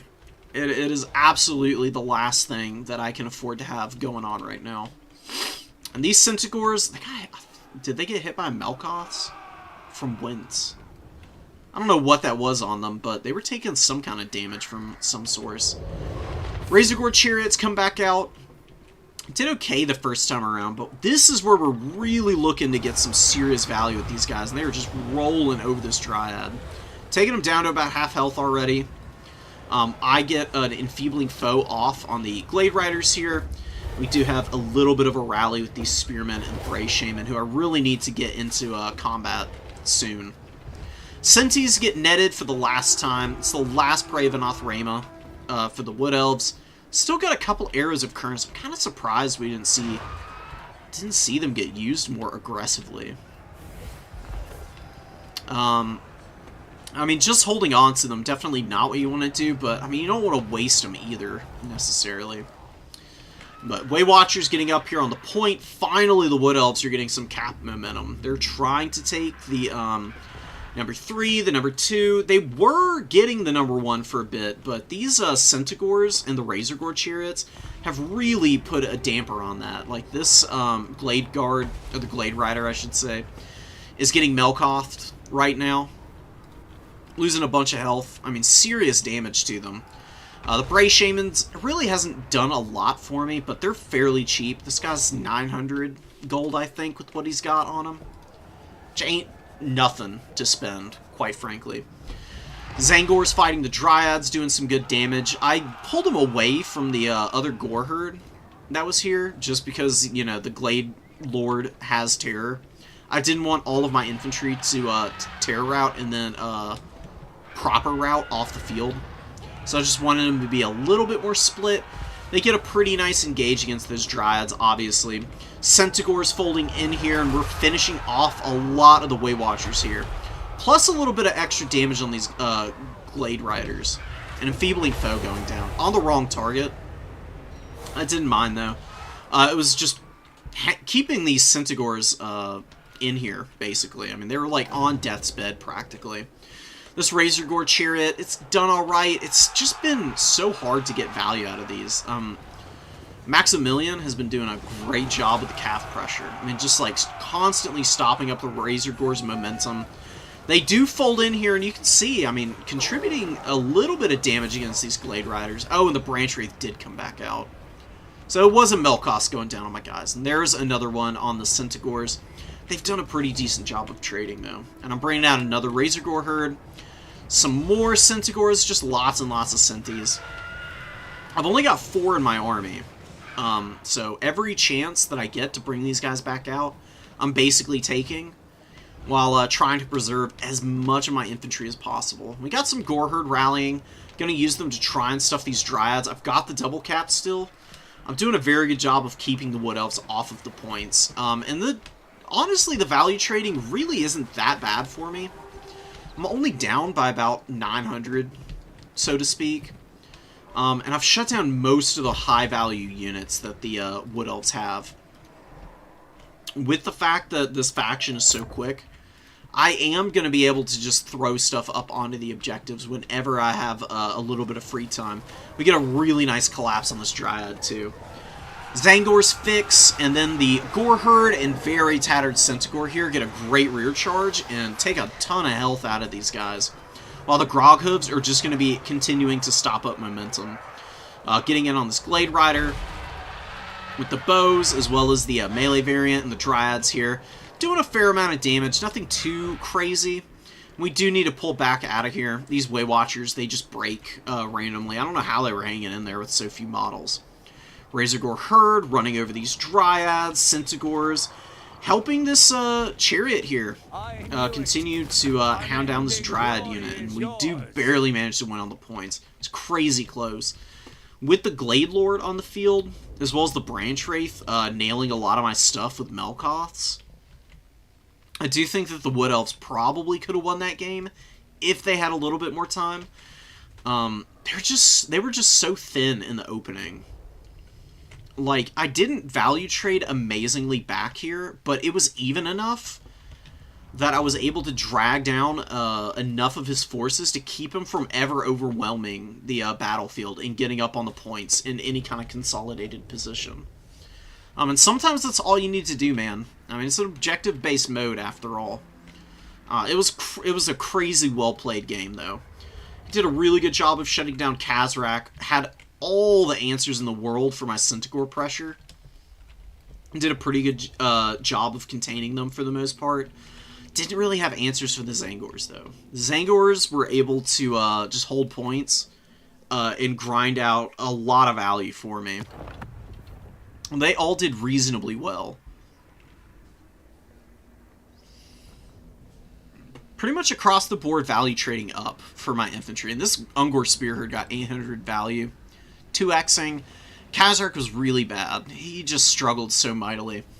He can work, but your opponent really does need to have, like, a proper infantry core for Khazrak to get value. He's really bad otherwise.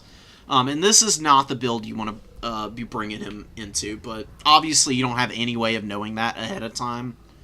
So you just got to make do with what you had, or what you have, and I feel like I was able, the surprise factor at least of having him on the field, and him being able to like chew through some of the Eternal Guard that were out on the field was enough, I guess. And he attracted a lot of attention, which gave my Centis and the Razor Gore Chariots a little bit more free space to get in there and get some good work done. The Gore Herd were nice, too. The Beastmen are just so cost-effective, man. I mean, it's so hard to find units on their roster that either don't massively uptrade, like Ungor Spearherd often do, or don't just represent a fairly stalwart baseline infantry unit. Doesn't really cost that much.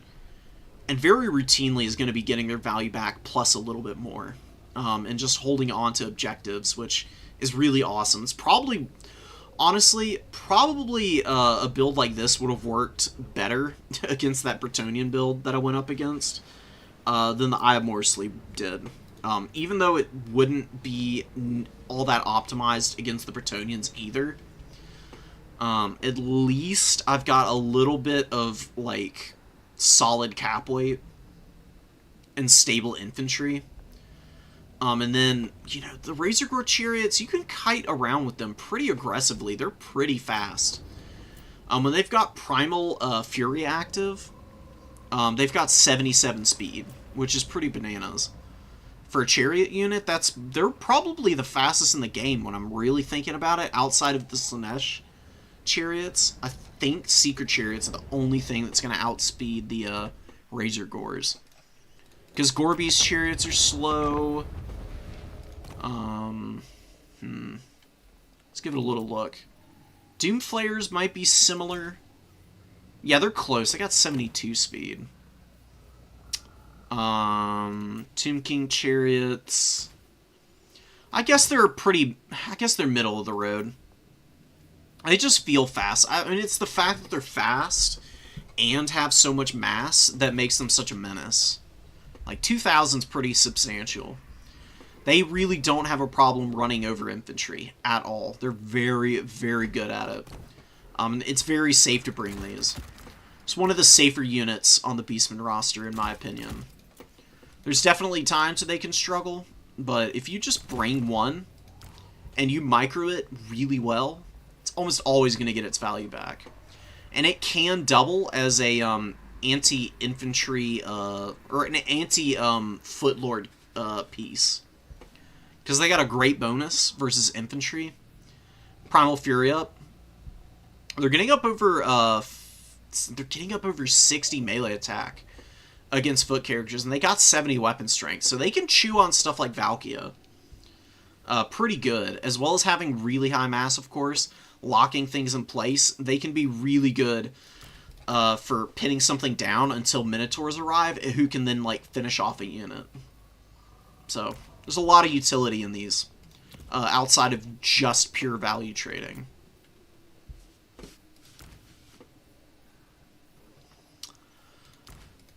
If would I have brought... I probably would have brought a Doom Bull if I were to redo that matchup. Doom Bulls are so cheap.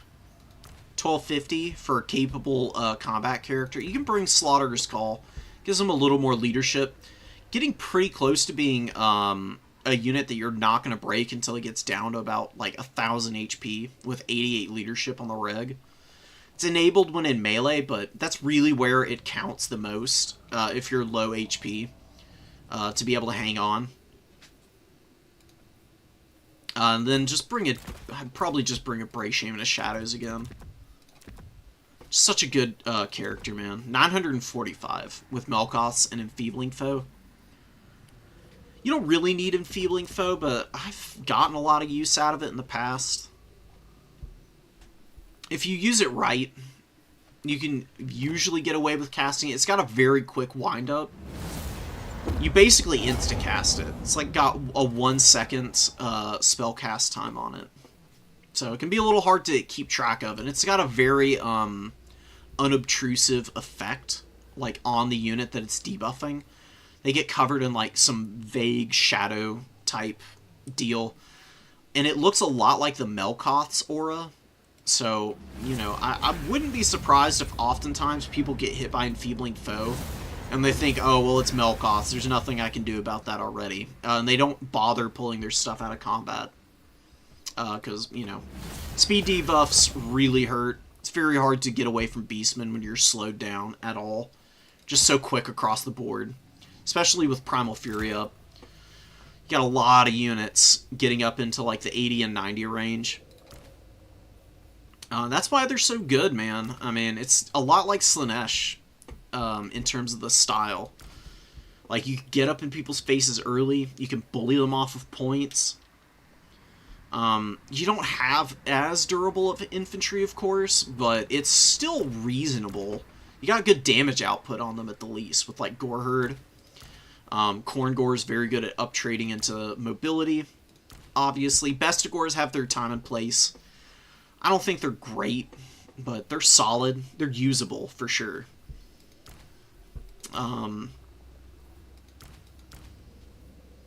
That just gives you a lot of opportunities to get into your opponent's like comfort zone, where a lot of factions might be playing more honestly. Beastmen can just be so ferocious, they push you right off of all the points if you're not careful, and that is a death knell. You cannot afford to be double and triple capped by the Beastmen early.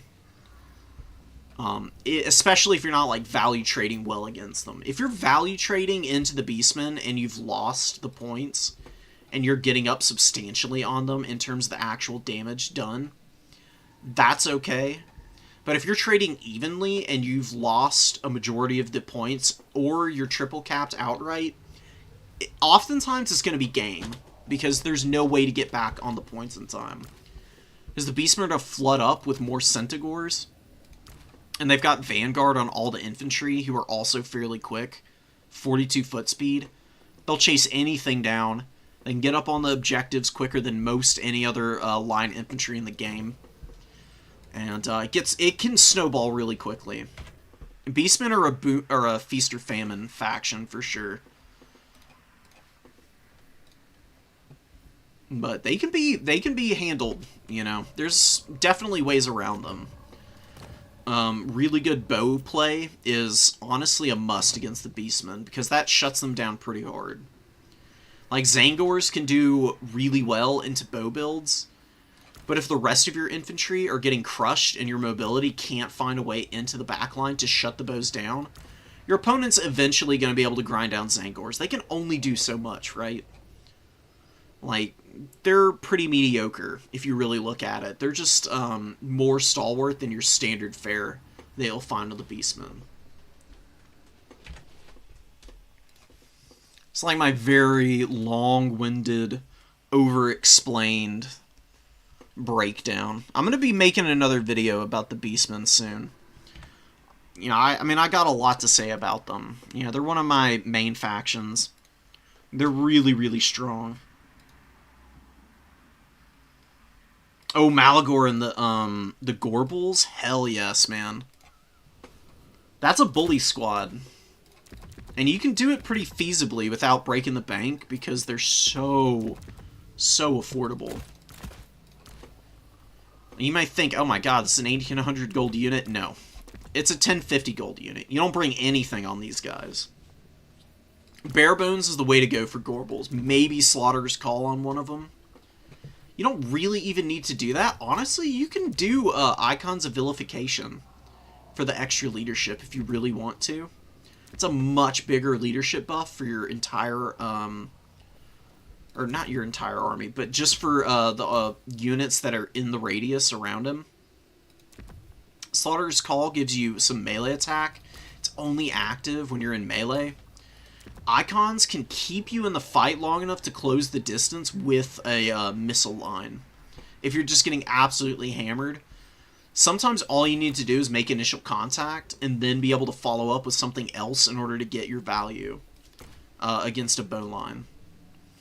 So this can be semi-useful. But yeah, you can do this, and then you can just do all the usual Beastman shenanigans. And have just an absolute laugh, because these guys are really good. You know, gone are the days where the humble Vice President Gorbal got bullied by pretty much everything because they got pinballed into the stratosphere for whatever weird reason. I'm sure if you've been around since the Warhammer 1 and 2 days, you'll remember all of the shooting star memes for the Gorbals. Because they had this weird bug where they would, like, impact onto something and then they would immediately bounce away from it. And they would fly far. I mean, like, not halfway across the map. That's a little bit hyperbolic. But damn near, like, 200 meters at a time. Like, as far as some, like, missile units can fire, you know? It was really goofy. And they couldn't do anything for that very reason. Like, they couldn't make contact and get this weapon strength to bear. So they got a lot of buffs over the years, but CA figured it out eventually, and now they're in a really strong spot. They uptrade for days, and they're a bully squad. They'll get into the face of any SE and be able to chip it away pretty easily. Like, 2 of these guys will manhandle Medusas. They'll beat the crap out of any dragon. And they're not bad against infantry because they've got a good set of animations for their charge attacks. They do these little somersaults into enemy formations, and they'll just roll over stuff, and they're charging up Blood Greed all the while. There's a lot to love about these guys, and they got a good HP pool. You know, like Wargors only have 4,000 health. A lot of heroes have pretty low HP pools. Morgul Haunter is another exception. It's got a pretty high one. It's an anti-infantry focused duelist, though. You can see here, like, just looking through it, you got like 4,000, 3,000. Clade Captains, who are a combat character, 3,600.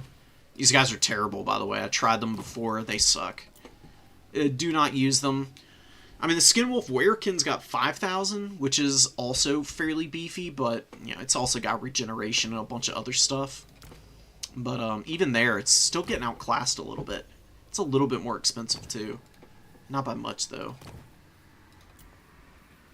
Kislev, Patriarchs, they're kind of funny. How is this guy so expensive? Oh, I got him on the bear.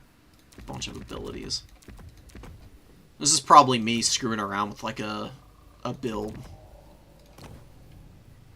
Like, I'm always out here scheming. Yeah, Gorbals are almost a best-in-class hero character. It's not a lot that can out-trade them. Wargors are also pretty solid. I love Wargors. I'm a huge enjoyer of them on foot. Low-key, really strong. In a lot of different situations. Oh my god. Okay. I've been rambling way too long. I've reached the absolute limit. Oh, the small ones? Oh, you're talking about Wargors. Okay, hell yeah. A fellow Wargor enjoyer. I mean, they're, you know, a Corn Cultist. Silver Shield, armor. Leadership's not great. They usually hang in pretty good, though. These guys are nasty. They break bracing on units, and then you can use your Razor Gores to run stuff over. I love them, dude. I'm there with you, attack speed. I'm all about the Wargor life. But yeah, the Gorbals work too. I'm gonna have to go. I'm losing my mind. And if I haven't already lost it. So, I'll catch y'all later. Y'all take care. And I'll see y'all next time. GG's. And peace. Yeah. Annoying foot characters are the truth, man.